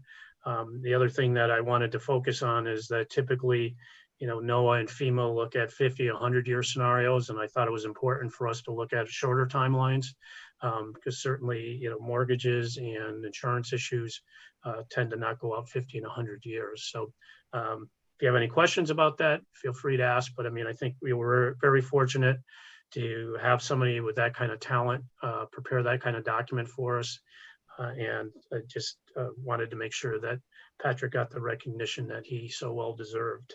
Scary. Sorry? It's scary. Yeah, it is sobering. Next, Bob, would you like us to make to vote on a commendation to him? yeah, you can. I mean, the town council actually issued one. I mean, I asked the council to authorize some certificate of acknowledgement at their last meeting. They're going to, but certainly the planning board could as well. I mean, I'd be happy to have the clerk prepare one. Great. Yeah, that would be great. And also, would this be something we would include in the comprehensive plan as well? Yeah, absolutely. Yep. Let's note that it's a significant contribution to the comprehensive plan. Okay. Moving along with respect to my report, the schedule for Metacom zoning map and ordinance amendment. I mean, my goal is to have the draft amendment and the form-based code and the design guidelines for you for the April meeting, so that can go to the council preferably in May. The form-based code advisory working group has met once. They will meet again next week. We've added a couple additional members, Mr. Gerhart and Ms. Giles. Ms. Giles is the self-appointed chair. I appointed her, not her, for that group. So by the time when you see something in the April meeting, they will have reviewed it and made their recommendations. They've already made some useful recommendations in terms of things to include in the design guidelines with respect to renewable energy and signage. So I look forward to continuing to work with that group and getting something before you. And then just with respect to the comp plan, I had a meeting with statewide planning, the director and the assistant director last week. And as I've said previously, I think our updated comp plan should be focused around the Metacom corridor because everything kind of comes off from that. And not surprisingly, what the director told me is that statewide planning is moving in that direction, that they are looking for comprehensive plans to be more corridor studies now than this broad, if the world was perfect, this is what the plan would be and no one would ever read it or use it. So we're winning, which is good. Okay, anybody have any questions about any of that?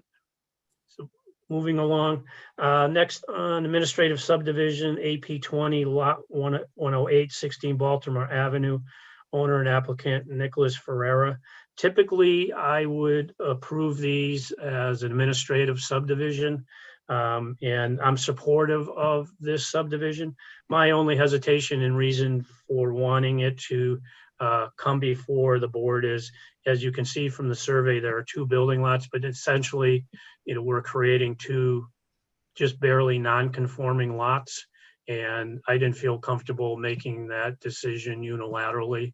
I thought it was proper to have the board to have any comments if they want. Again, I think that the lots are of sufficient size. One lot has an existing building on it. The additional lot would be a suitable building lot, where we're looking to create additional housing opportunities and, kind of not have a wasted, oversized lot. I think it was appropriate to approve this, but I defer to you as a board for your concurrence as well. Mr. So the lot is only 800 feet short of the standard and the frontage is about 13 feet short of the standard. That's So, correct. So, I don't have any problem with the subdivision. Okay. Does anyone else have any questions or comments? Mr. Ferrera? Yes, so my understanding is that both lots are going to be undersized, correct? That's correct. And is there a frontage issue also? I believe there's a frontage issue on the new lot on facing Baltimore, the lot without the house on it. So what I'm reading here in our ordinance, section 32-84, reduction of lot size, it says neither the area nor the frontage of a lot may be reduced or diminished so that the yards or total lot area shall be less than the minimum requirements prescribed in this ordinance.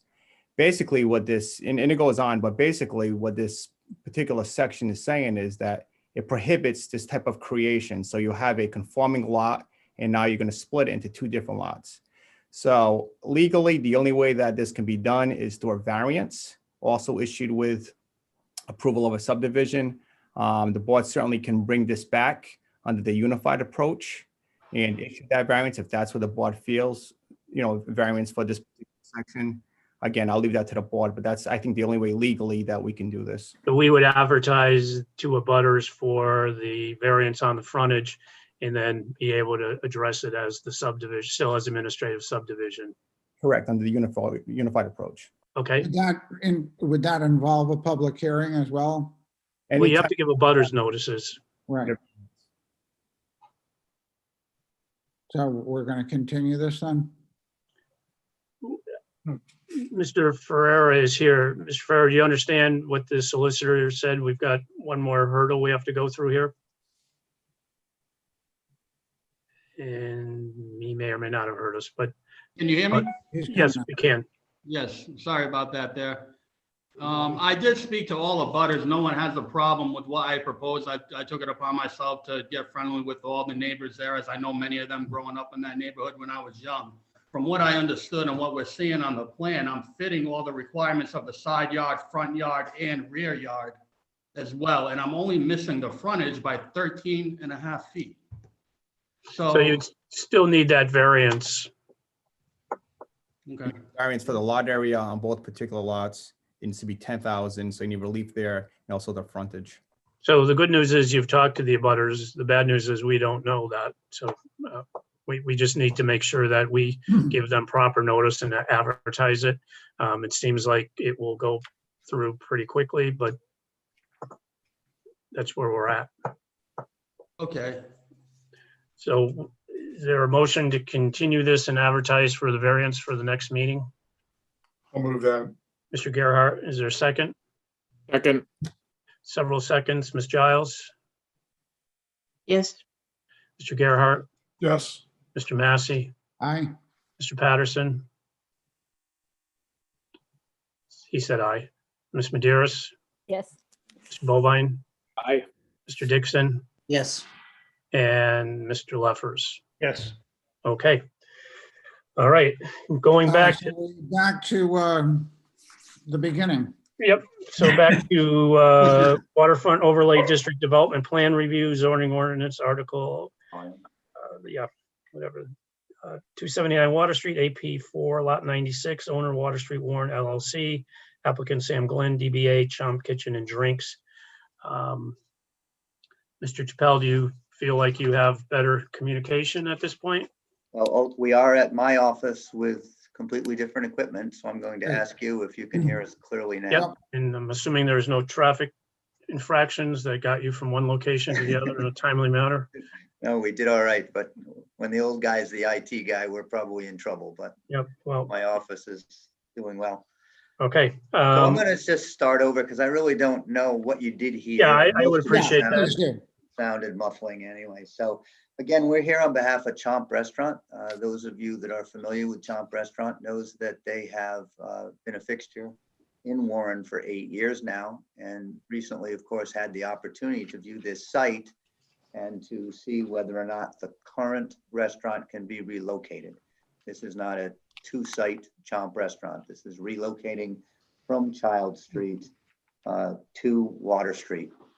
The site right now, for those of you that know it, contains 3 buildings. There is the jewelry store known as Muse. There's the cafe known as the Water Street Cafe. And there is what we call the barge building that is a large kind of storage building with 3 large garages. It is this building that CHOMP wishes to occupy and to renovate. Some of the plans that you saw were done kind of originally with the engineers and the architects, and I don't think properly identified some of the zoning issues. So I'd like to walk you through the plans. I have with me here tonight both Sam Glenn and Tom Principe, and the architect Chris Fagan is also on board. But basically, we're taking the footprint of the existing building. But with that said, the existing building is not only the building itself, but on the what side is that deck? On the north side, there currently exists, almost right to the property line, a cement pad and a full deck that runs along it. So to say that it doesn't look like an addition where there is currently a deck, they would like to put the kitchen. So with that, I'm going to ask Tom to share the screen of what I call existing conditions.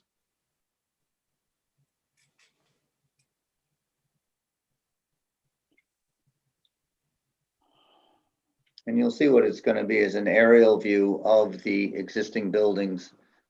And most importantly, it points out, this is yours, Tom, right? Okay. I thought you were putting on his. Right. So if you look at the right in the center where it says AP4 lot 96, that's the existing building now. And that shaded area above it, up, that is already a planked deck that runs around the building and comes in front. The deck on the water side is generally used now by the cafe. There's a number of seats on it. And go to the street side now. The street side, that original square that's on the north side, is a cement pad. Where it changes at the beginning of that E, just move a little to the left. Where it changes right there, it changes from decking. Can you bring up Chris's?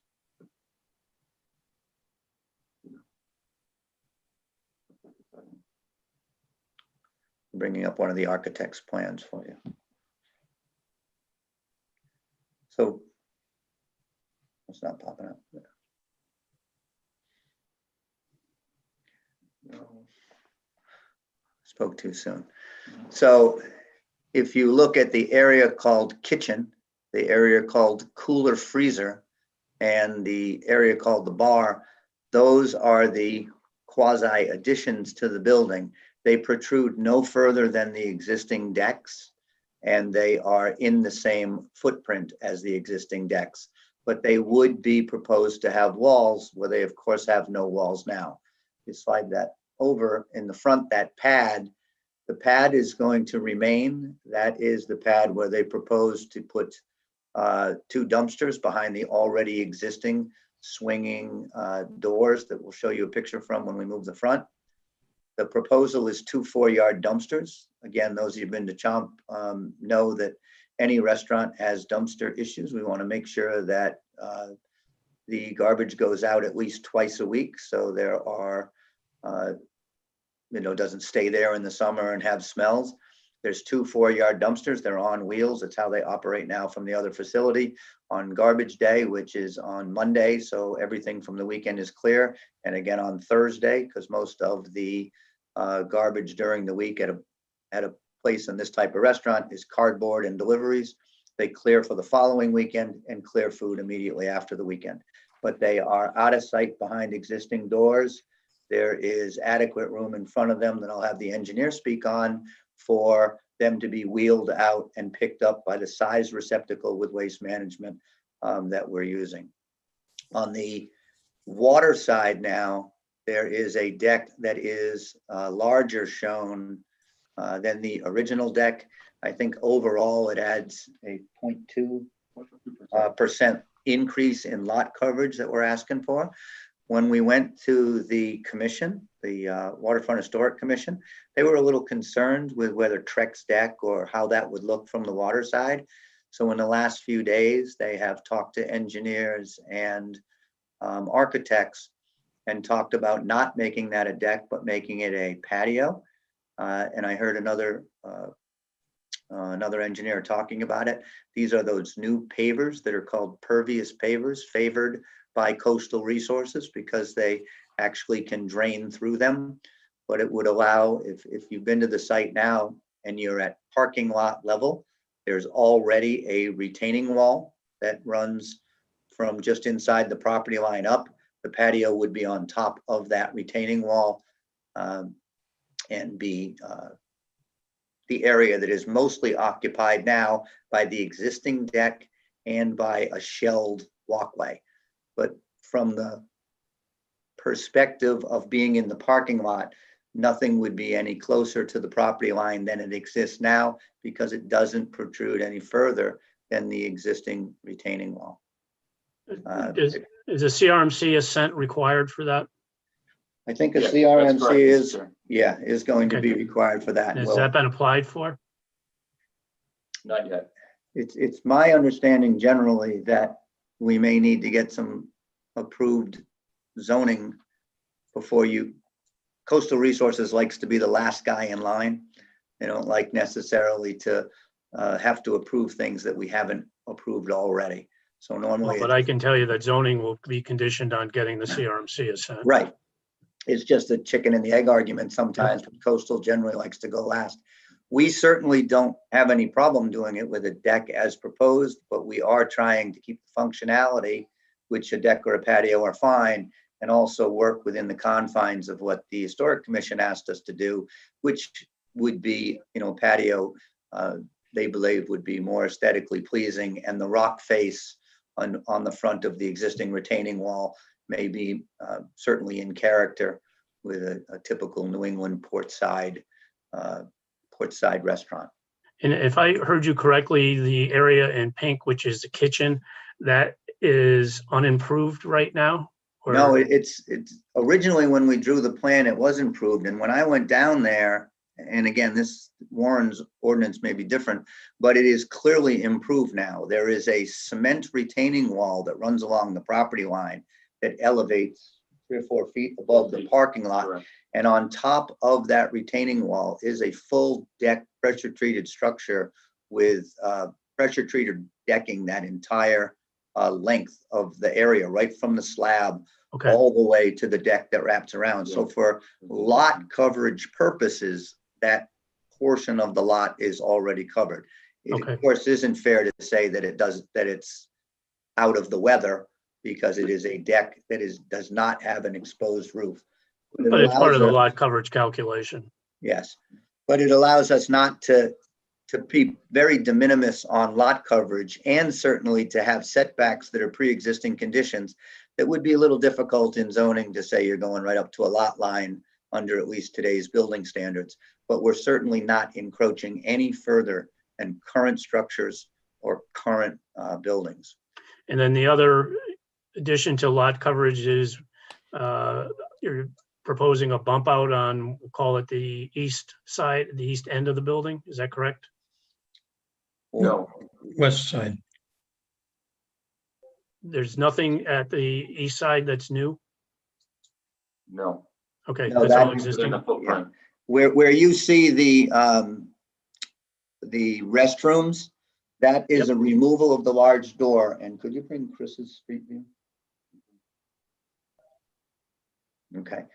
So if you look at the upper left-hand picture of existing, which is the large garage door and those 2 wooden gates, those wooden gates form the entrance to the cement pad where we were proposing to put the 2 4-yard dumpsters. It's already a cement pad. It exists. It already has doors that would screen them from every location. And because the kitchen, if we're allowed to build it where it is, would be able to have easy access from our kitchen to the refuse area. Okay. Now that garage door will be removed, but that wall does not change. And the picture on the right under proposed is that same wall still with the doors framing the refuse area, but now a man door, not a garage door, and a window, which is the COVID, as you know, restaurants now have done more takeout, if you will, and we're trying to exist both old school and new school, not knowing exactly what's going on, but that is a area for pickup of takeout, and you can see that we had put that on the plan that we were just looking at. Okay, and then your application talked about a 6% increase in lot coverage, but I heard you say previously it might be something like 2%. I think it's closer to 0.2% because Okay. again, and it's ultimately it's my responsibility, but when I saw the site and walked the site with everyone the other day and opened those doors to the cement pad, I saw that that deck clearly existed. And then we also located the back deck as it exists, as opposed to showing a 634 or 800 square foot deck that was new construction. It was really just squaring off what was there. Okay, and then, I mean, before, this is, the board will be giving a recommendation to the zoning board. The last piece that I have, and I raised this at the historic district, is that you're looking for a variance on parking. I can tell you that that's not going to happen. No. There's 18 spots for this property. There's 18 spots for the town. There's 18 spots for Trafford's. The rest is public parking. As you can imagine, there are those that feel that this is going to overtax the area anyways. I'm not taking a position on that one way or the other, but I want to take off the table that there's going to be any consideration to any kind of parking variance or shared parking, because it is shared already. So I just want to make that clear. All right, and we go to boards and we listen. So you will see a number of things that we have done since the other day. I believe, I might as well get straight to parking. I believe I can walk you through parking, showing we are not going to need a variance. And I'll begin by saying the jewelry store use is really characterized in your ordinance as business space, which requires 5 spaces. Probably more than that particular jewelry store that has some very limited hours and does a lot of online things need, but it's 5 spaces plus 1 per 250 foot of retail, and it could be as high as 6 spaces. The current cafe really has no seating inside, but shares its outside seating. But realistically, under your restaurant ordinance, you need 1 parking space per 4 seating capacity. So if you, even though it has really little or no seating capacity, if we make that 3 spaces and make it 12 seating capacity so that they have 3 spaces, which generally is we believe is what they need, we're at about 9 spaces. Remember, can I go back to Harkin's drawing in front? Yeah. So remember that when this was a business or industrial use, you had garage doors not only to the street side, but also to the south. That garage door kept you from parking in front of it because it had to have access. That garage door is going to be eliminated, and we've asked our engineer to draw your 9 by 18 spots up in that upper parking lot, and we're going to walk you through where. I'm aware of all that. I mean, as you know, the cross easement agreements and between Trafford's, the town, and Mr. Bilodeau is that you have 18 designated parking spots. Correct. We have 18 designated parking spots on the town easement, but the truth, and I have designed it only with that 18, but I'm going to tell you this, that easement doesn't say we have 18. It says A1 through A18 are ours, B1 through B18 are the neighbors. The marina gets a number of spots, and then there are P1 through 20 that are given to us and to the neighboring restaurant. They're given to anyone in Warren. They're not just to either restaurant. Those are public parking spots. I agree with that. And I didn't count them, but I did spend some time with this today. And it did say the town hereby grants, conveys, and assigns a non-exclusive perpetual easement to the owners of parcel A and parcel B. And I ask you to accept that we are parcel A and Trafford Restaurant is parcel B. All those portions of parcel C, with the exceptions of A1 through A18, which are ours, B1 through B18, which are Trafford's, M1 through M18, which are the Marina, and specifically tells us that P1 through 20 are for us and Trafford.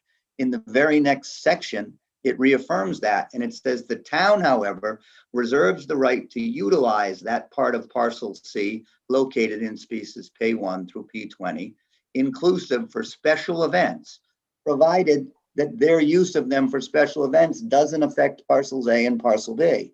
So I designed around 32 spaces, or I'm sorry, 30 spaces, because we have 18 uncontested. We have 12 on site, and that gets us to 30. But I actually believe, according to this easement, we have an equal share of the 20 spaces that are P20. With that said, let me show you what we did inside. If we put up the tables, and you can see that it's not like we've got vast open spaces. We filled the room, which is showing generally what capacity would be. This is Chris's on. Oh, this is mine. Oh, well, we'll go through the parking spots first. Remember the parking doors that were on the garage door that was on the street side. You'll see 7 and 8 there. We should probably start with 1, but in front of the building where the 2 garage doors face the parking lot, we got 6 regulation 9x18 spots. So we're adding 6 legitimate spots there because we don't need the garage doors. Remember that on the town area, there's an open driveway to get to them now that is not counted in any of the spots. Right there is an open driveway in the town's easement, so that's not counted. It was already a driveway to access the garage doors, but now makes a very usable driveway for us to get 6 legal spots in that area.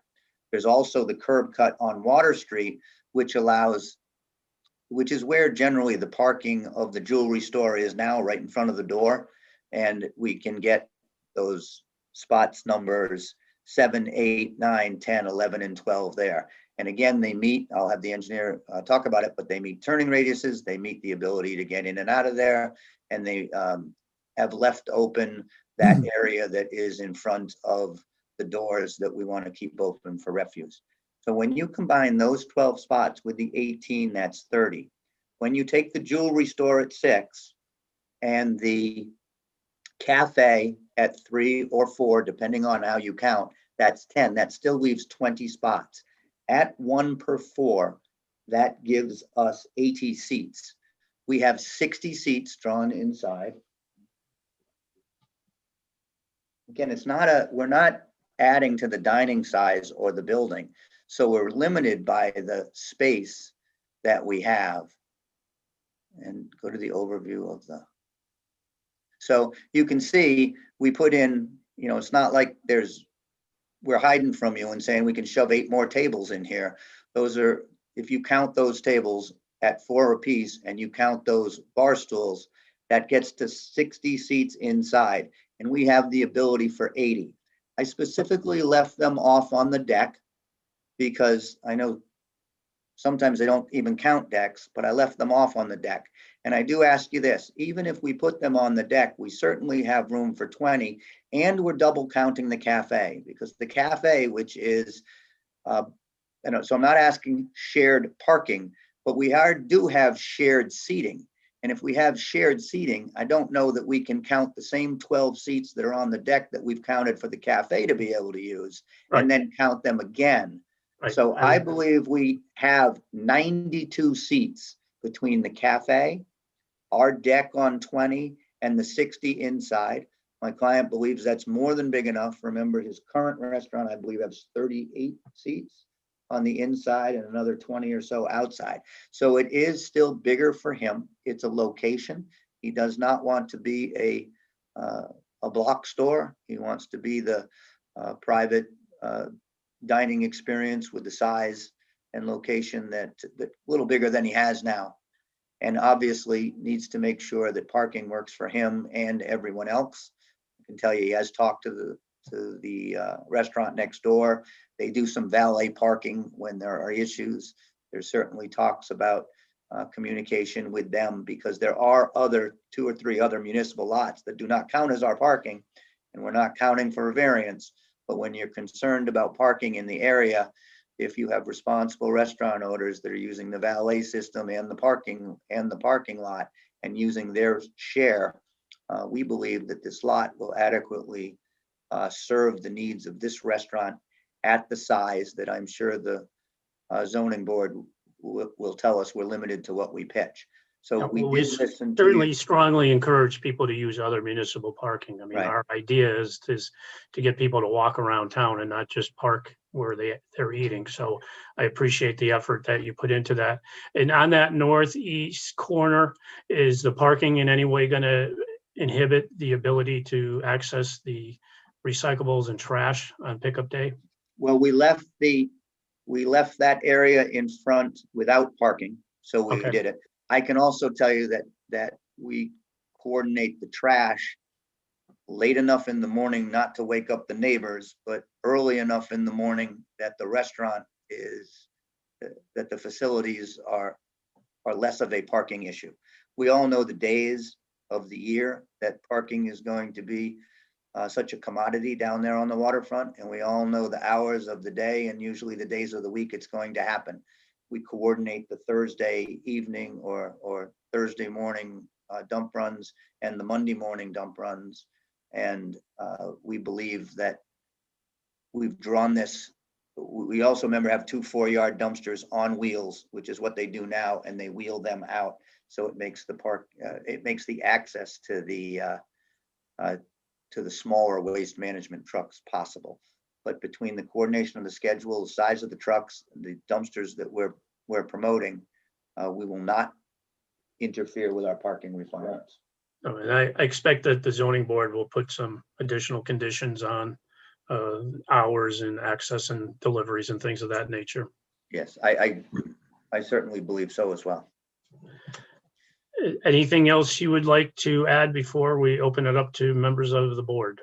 Just that everyone is here to answer any questions that you have, but that is pretty much an overview of what we hope to get a favorable recommendation on. Okay, thank you.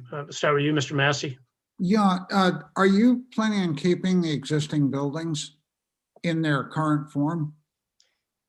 We are for now. I certainly don't want my clients buying the entire property if this goes through, and you don't welcome yourself into the neighborhood by telling tenants that have been valid and nice businesses for the town that there's no room for them because we need their space. So we are hoping to keep them. We are hoping to keep them under the not only the same buildings, but the same tenants.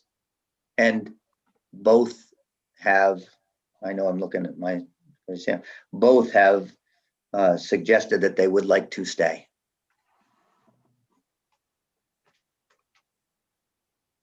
Anything else, Mr. Massey? Yeah, I must say I'm surprised at that, the approach to the public parking there, given that this land, as I understand it, was bought through the National Trust for Public Lands. And that all of those spots are essentially split, the public spots between 2 commercial establishments. Yeah, Well, it was done to, as I read the mission statement of the easement itself, it was done for the purpose of promoting the development of these 2 spots. It wasn't really done for the general public, but it was also to promote the marina. And it was originally done, there was an easement agreement that was done a number of years ago, and then it was redone to more of an allocation. Originally, it was written that everybody could use all of them for zoning purposes, and it was an argument that you could triple count these. But somebody caught that, I think, and upgraded the easement to say that for the purposes of zoning, your 18 spots at least can be used to meet your parking requirements without a variance. Well, I would suggest that was a gift, because if this was, we wouldn't do that now. I understand. Congratulations. I'm only as good as my history. Don't buy a lottery ticket. Lesson. Yeah. But Okay, Mr. Massey, anything else? That's it. Mr. Gerhart? So I remember the controversy about the easements here. I think when Trafford's was getting built and who was going to be responsible for the parking. I think before I could do this, I would want our solicitor to take a look at the easement agreements and That's been looked at. I mean, I can tell you that Mr. DeSisto has looked at it. Mr. Chappelle is right in terms of, unfortunately, Mr. DeSisto didn't draft a document either, I don't believe. I mean, we wouldn't allow what is allowed in that document now, because again, it kind of cuts off the public from having access to that parking. But I mean, it has been, when Trafford started the valet service, a legal opinion was sought on whether or not that was, I mean, basically, rather than use their 18 spots, Mr. and Mrs. Smith pulled up, got out of the car, some high school kid moved the car into one of the public spaces. So they used those up before he used his 18. But the way that the document is written, that's proper, unfortunately. so, but, I guess I would need to see a sort of revised plan that said, here's all the spots and here's where we're getting them from, whether it's Muse or whether it's the cafe or whether it's as a result of this easement or that easement. But I think de facto, this is going to cause a parking problem on the wharf, de facto, easements and all of that aside. And so that gives me pause, to tell you the truth. I'd like to see Chomp here, and I understand it, what they're trying to do, but it's going to cause a problem when Trafford gets operational and the wharf, the marina is operational, and it's just going to cause a problem. And so I'd like to see a plan that is colored in that says, here's the spots we're taking from Muse, here's the spots we're taking from the cafe, here's the easement spots. There isn't enough information here for me to feel comfortable with it.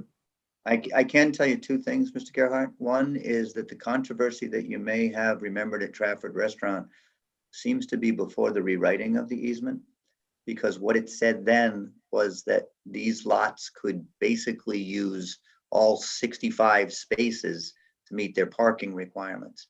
And now they've been delineated as, and there's a map that I'm sorry that I can't share with you because I don't have it digitally loaded.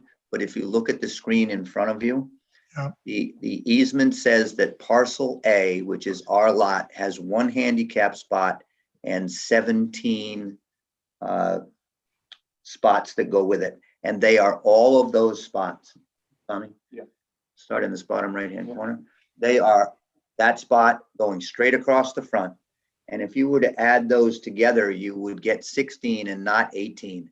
And if you then jump the median, see the A17 and A18, those are the 18 spots specifically delineated for parcel A.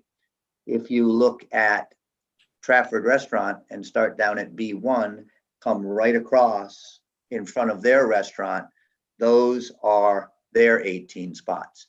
If you go to the marina, you'll see M1, and you come down to M5, skip for a minute P1 and P2, because I'll get to those. Then you pick back up at the M's, and then you run along the south border. Those are the dedicated marina spots. All the spots in the middle, which are, there's 18 spots, or 20 spots minus the 2 that were A's, and these 2 are P's. And again, those P's say A can use them, B can use them, or A has an easement to them, B has an easement to them, and the town reserves the right to use them for special events. The general public is just always a special event. There's all, it's the waterfront district. So I don't think Trafford or I are counting them in, even though we may have more rights to them under this document than the practical reality of the situation. But there seems to be 20 public spots, 18 Lot A spots, 18 Lot B spots, and the rest are specifically designated for the marina. The only other cross reference, and I think it was somebody deciding, let's not have a fight when my guy parks at Trafford and Trafford's guy parks in front of us. So they said, as to the A, B spots, they can use each other's. They're not supposed to overuse them, but they haven't, they didn't make it a violation of the easement for Trafford to park on the right side of that, or the north side of that parking lot, or us to park on the other side. Just So to if I use were the just a area. member of the public, where could I park? Well, I think Street. as a practical matter, they're gonna first come, first serve and just park everywhere. And we're gonna be paying for valet, whether or not we meet the zoning ordinance requirement, right? So there's very few in a public lot. I certainly didn't see a lot of signage down there that said, and the zoning board could make it a requirement that, you know, you're towed if you park on public property on a designated A lot or a B lot. So they clearly have the right to do the Ps, but I'm not sure that the public doesn't just find a spot and walk around. The marina lot, the marina, the slip holders have stickers. I mean, They seem to be labeled. and There's also a new island, a very nice new island that was put in. It didn't seem to take part. It looked like it was put there to encourage more organized parking. I think historically, if you've been down there, it certainly looks brand new, and I'm told by the owner and others that there was brand new, the work town. it is. We put it in last year with new lights. And that, I don't know if it's been COVID tested with larger crowds down there, but that's certainly the problem with these wide open parking lots, that you're all designated to have parking in the middle. When you don't have the islands, you don't have a logic. And if the first guy parks sideways, everybody follows suit.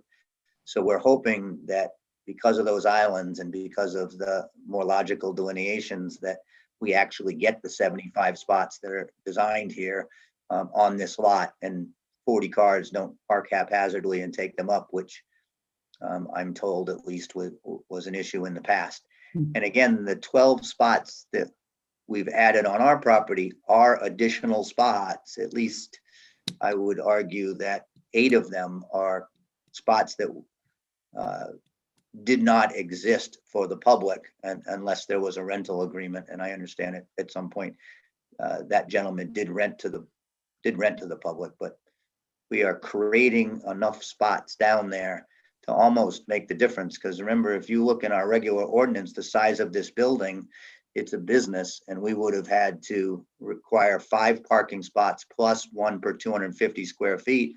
So that building would have taken 10 spots by itself. And now, you know,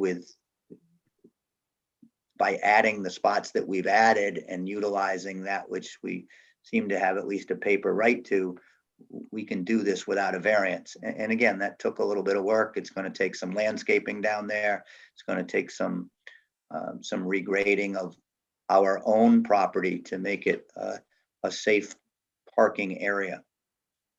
And, you know, there's some rocks and landscape islands that are in there now that need to be shifted a little bit.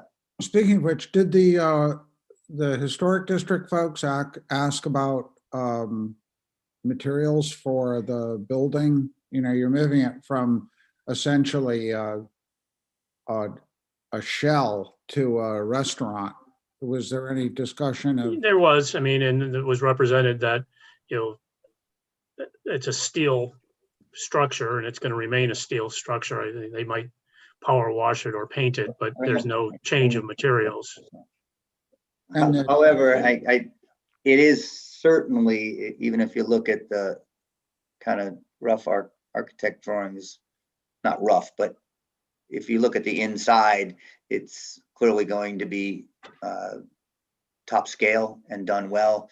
If you look at the outside, those garage doors are gone on the side, and we have those glass architectural doors. So this entire building is going to get a facelift to look certainly substantially better than it is now. It is Yeah, it's a I'm major I'm upgrade assuming the top, existing to proposed, that's facing Water Street, correct?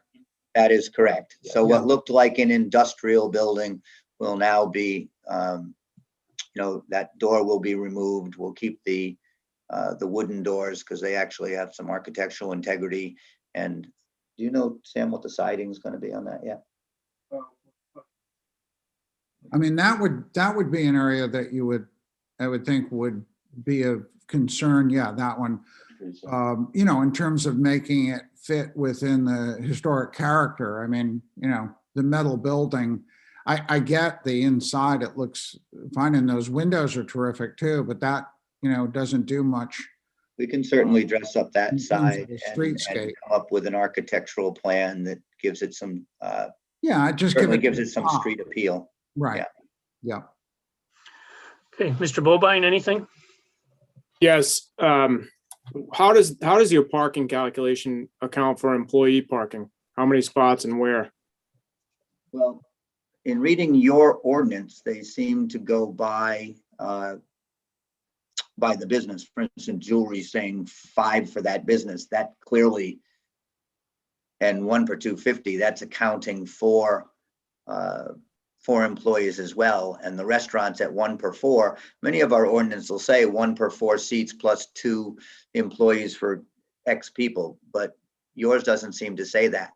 What we do in not only the area on Child Street and what you do here is your employee parking doesn't ever use your prime parking. So your employee parking is what goes out to some of the municipal lots or it goes out further and carpools, because we don't want to, even though the ordinance builds in employee parking, most people with parking problems, you'll never find an employee parked on site. As part of their job is they get shuttled in or those types of things. And I think it's exactly what the restaurant next door does and exactly what we already do at Child Street with, I think, our 13 or 14 spots and our 50 or 60 capacity now. Well, we will appreciate if you do that, but that is not a utopian practice on Water Street. I can tell you that. I mean, for all the restaurants. I mean, so yeah, I mean, people that work at the wharf may not park in the wharf's parking lot. They park on Water Street. And so, I mean, anything you can do to encourage your employees to not park there is appreciated. We are clearly conscious of the fact that when a patron can come in and park near the door, they are a happier patron. And whatever we can do to encourage that is not only used for patrons, but patrons that might not be in a position to walk down from the other municipal lot. There are some that are only a few blocks away, but that doesn't mean, mom and dad are walking with me there. They don't have handicap stickers, but they're not necessarily going 2 blocks and 3 blocks. We want to save this parking for the patrons that otherwise wouldn't be able to get to us. And I'll just share with you that one thing that, our traffic advisory group is considering, which is the police chief, the fire chief, the public works director, and myself, is creating time limits for that public parking. I mean, and really that's to encourage employees not to park there. Right. Well, restaurant owners like time limits because you get in and out of your tables. And we have turnover, and that's our bread and butter. Mr. Bobine, anything else? Yeah, just real quick. It's great. I mean, I like the idea of Chomp coming down here, but obviously it's a sensitive issue with it's a busy area and everybody has to play along and get along together. I'm happy to hear that the existing tenants want to stay. I hope they do. Obviously, the cafe is a terrific addition down there and serves as dessert for after dinner and from the other restaurants. Can you just state again what the plan is for the deck? I know that the cafe uses it now, but it looks like maybe it's going to be shared. How do you see that working? Well, they have kind of a broken deck now. So if you go on the door, there's a small deck on top, then you go down a couple of stairs, and then you utilize this area that's clearly kind of associated with this building. So I don't think there is a mechanism for us to say that the cafe can exist and not have the opportunity to have some outside seating. I don't believe they have room inside for 4 chairs. So Correct. we think, we see them as a good marriage. They're pre-existing. They have their own set of clientele. They're not directly competitive with us in any matter. I mean, we are a food-based restaurant, not necessarily the dessert and coffee. We think the hours may overlap in some instances, but not necessarily our busy times versus their busy times. Right. So and that is one of the reasons why our deck or our patio, depending on whether we use those phrases, is slightly increased, because we want to accommodate them as well as us. And if they have an area served by their staff and we have an area served by our staff, we think that as long as it's large enough, we can coexist quite easily. Thank you. It's not a rough crowd at the cafe. Right. Ms. Maderas? No questions. I mean, Mr. I love Chomp. And so for me, I think when I see parking in this, I think, what else are you using those parking spots for, even those public parking spots? Like, I'm not just going to go down there, look at the water for 30 seconds and walk to someone's house. I mean, I'd rather see that parking be used to generate revenue and to grow a business. And so that's my thought on the matter is, it's there. They made a dump on Child Street look amazing. And so I'm pretty solid in the fact that they'll make a garage look amazing as well. And so I like it. Okay, thank you. Mr. Patterson? I tend to agree with Ms. Maderos. I think that Chomp has done a good job in their current location. This is going to be enable them to expand their business. And I think the little cafe, using the existing deck that's there now, with the expansion of that deck, I think they're going to be fine. I don't think there's going to be an issue. And there's no, as was pointed out, there's very little, if any, conflict in the type of food that's served and the hours that the service is provided. So I like it. Parking's going to be a little strange, but it's strange from one end of Water Street to the other right now. I don't know if you mean to say strange or strained. Both. Mr. Dixon? I echo their comments. I like it, everything that's been sort of proposed. I think the cafe is actually in a very good position for them. They're ideally suited to benefit from both restaurants, I think. One question I did have is what your thoughts were on where I mean, everything's going to change as you open and everything, but with the takeout, is there a significant amount of business? And looking at where the takeout window is, do you envision people pulling into that small access up to where the old windows were, or would they go on that other side near the dumpster? I think if that takeout window is kind of designed that you can see, I'll call it spot number 6 or 7, kind of right in front of the door. And if you could regulate any spots, we have seen from COVID where a number of restaurants have kind of quick pickup and delivery spots. And if you can make visual sight from the window to the patron, and I know we do it over here at Locals in Portsmouth, where we call in and tell them the make and model of your car or your truck that you're picking things up. You pull up and your food's ready. It's a short jaunt out that side door to get someone right to them, or they can run to the window. But to the extent we have the right to regulate the spots, those would be the 2 spots you would want to try to say are for pickup only. And I like to think we all know what's going to happen when all of this ends. If restaurants are still going to have substantial pickups, I can probably tell you that 2 years ago, he didn't anticipate he'd need a pickup window. I'm sure of that. But how much of it stays, it's going to be interesting to see. But you can't really design in 2021 without being conscious of trying to at least address both realistic possibilities. Anything else, Mr. Dixon? No, that's it. Thank you. Mr. Leffers? No questions. Ms. Giles? I don't really have any questions. I think I'm basically in favor. I think parking is going to be a problem. I agree with Mike, and any kind of remedies we can think about ahead of time would be a good thing. Not that I can think of anything, but that's all for me. Any other member have any additional comments? Mr. Gerhart? So the retaining wall and the deck in the back, Bob, is an existing structure, so they don't have to worry about variances or something. They might need some, I think they perhaps are going to need some dimensional relief. I haven't seen the final plan. I mean, yeah, there is a retaining wall and the deck is there. I mean, I've been there. Again, I haven't seen the final plan. I thought that they were going to need some dimensional relief on that north line that perhaps might have changed. But it's shown now right against the property line. So do you think they're going to require a relief there? again, that's going to be something that the zoning board is going to have to wrestle with. There's, concerns with respect to, exhaust from the kitchen, how that's going to be mitigated.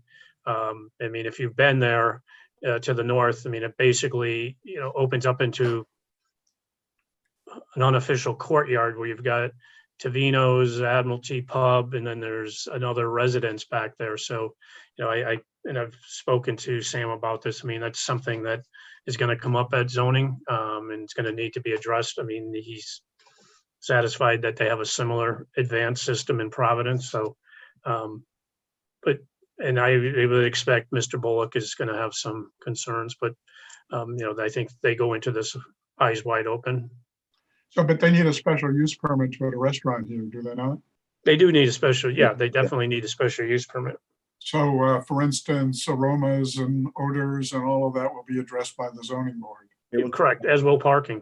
It's, they'll dig down. I'm sorry, we can say that the opinion of the solicitor is that his analysis of the parking easement agreements is correct.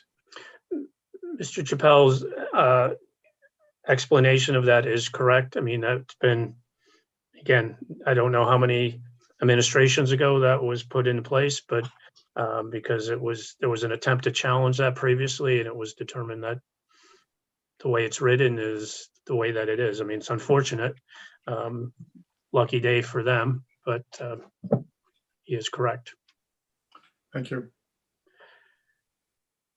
So if there are no other questions or comments, then it's the pleasure of the board as to how and if you want to make a recommendation, positive or negative, to the zoning board. I would, based on what we've seen, and particularly in light of the parking, I'd make a positive recommendation. Is that in the form of a motion, Mr. Massey? Yes. Is there a second? Second. Mr. Patterson seconds it. Ms. Giles? Yes. Mr. Gerhart? No. Mr. Massey? Aye.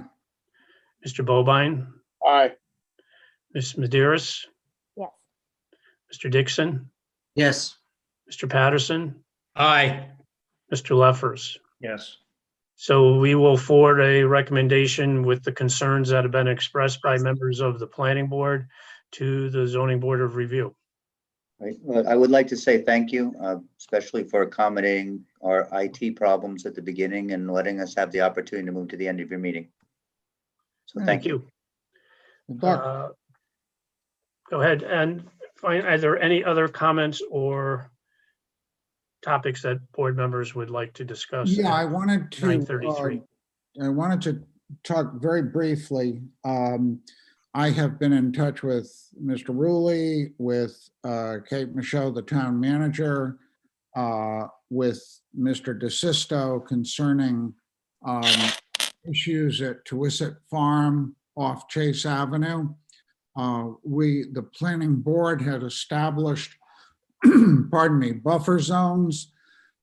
These are not being honored, and the town is currently not acting to enforce those buffers. I'm not clear. I know that Mr. Rulli and Ms. Michaud have contacted CRMC and have indicated to them that there are violations of these buffers. But my concern there is that, the planning board went into a very contentious development plan. It actually went on several decades. Finally came to an understanding with expectations of buffer zones, particularly near a wildlife refuge where this development abuts. And I still haven't gotten an answer on what the town can do specifically when somebody does not respect the agreement that the planning board has established. As you can imagine, that's pretty disturbing because you ask yourself, what is the purpose of the planning board and planning board decisions if they're not going to be enforced by the town? I understand CRMC, has standing here, but it would seem to me that a statute should exist that would allow the town to go in and specifically fine people for violating the terms of an agreement. And I'm still waiting for an opinion from the town solicitor. I don't know, Ben, if you have anything on that? I don't. This is before me. Certainly I'll bring it to Tony's. I mean, I requested from the solicitor on Friday, if in fact we have enforcement authority, to share with me what that is and how we go about that.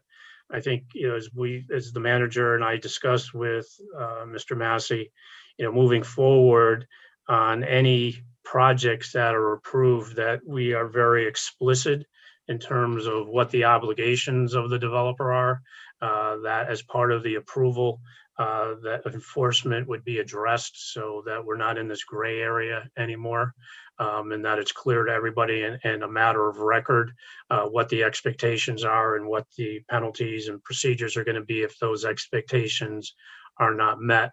I think maybe perhaps with the exception of Mr. Massey, this particular Tuisset Farms predates all of us in terms of our participation and maybe even living in town. So, I mean, I am looking for, if the solicitor directs me that either myself or the building official has the ability to enforce these, then we'll certainly take that action forthwith. But I just don't know right now what legal standing I have to do that, either as the planning administrator or the zoning administrator. So confident Mr. DeSisto will get back to us shortly. But again, I think the procedure going forward, and even, again, looking at if you were to approve the Metacom plan you were looking at tonight, I mean, that we're very specific in terms of what you want to see, whether that's landscaping or drainage, that we just don't, everyone just doesn't agree to it to get something approved and then they build it and then they don't follow through. So, I mean, this is really a cornerstone of government. And I admit I'm very disappointed that the town doesn't have a clear process by which this stuff is dealt with. It's not unlike zoning. If someone puts up a structure illegally, then it does get tagged and it goes to the housing court. But we've lived in the battle days here in Warren for a long time, where people essentially did what they wanted to do. And part of the problem is, what's the expectation? If your neighbor gets away with it, why wouldn't you do the same thing? And that's particularly in the case of this Tuisset thing, but also in the case of this Metacom issue that we're looking at, the development of that area with the parking lot and the building. Unless we have a statute in place, I'm not comfortable, making a decision to say, okay, we accept this landscaping plan and then have it not be followed unless it's clear that the town has enforcement. Well, let me just chirp in if you want, Mr. Massey. Please First, do. I will definitely follow up with Tony in the morning. A conference with him in regards to what's going on with that particular case. But I'm just thinking about my experience with the zoning board. I mean, there's been cases before where the zoning board has made a decision and somebody follows does not follow a condition. In those particular cases, as long as the conditions are very detailed, like Mr. Rulli was just saying about being very detailed, everything on the record, I have brought him before the housing court in violation of a zoning decision, because that's technically a violation of the zoning rules of the town. So I have done it before, but certainly the biggest issue that I've faced was detail in the decisions, exactly what's expected, cut out the gray area, black and white. There can be misunderstandings. In those cases, certainly, at least in the zoning matters, that's the first thing I look at, is this decision, whether or not there's any gray area, because you'll always have an attorney on the other side arguing something else. But I've been successful, and I'm hoping that the planning board decisions are the same. And again, I will follow up with Tony, and I'll report back next month. And in fairness to Bob and to Kate, they were not here when that decision was made. And we have not had any issues that have popped up. That said, this is a fairly extensive issue in terms of its intrusion on the wildlife refuge, even to streetlights, which are unshielded and a problem environmentally. So, you know, I'm hoping that CRMC comes through, but I would say that we have to be very careful in any of our decisions and rely very closely on the solicitor's office. And I would hope that this, you know, that we can count on you, and I know we can, to ensure that any future decisions are enforceable, because this is really terrible, Certainly, as it is now. Mike? So I have one quick question. Has there been any word from Settlers Green as to whether they're going to appeal the planning board decision? The final decision hasn't been finalized yet, so Mr. Landry has called me asking about it. Just want to make sure he didn't miss it, but I have every expectation that he will appeal. Yep. So that decision has to be very carefully written, because it's almost certain to end up in court. It will. end Yes, up. and Ben's office was very cordial in asking me to draft it first. I thought you didn't want responsibility for things like that. I really didn't, but somehow I just don't buy the right lottery ticket. All right, and that's, anything else?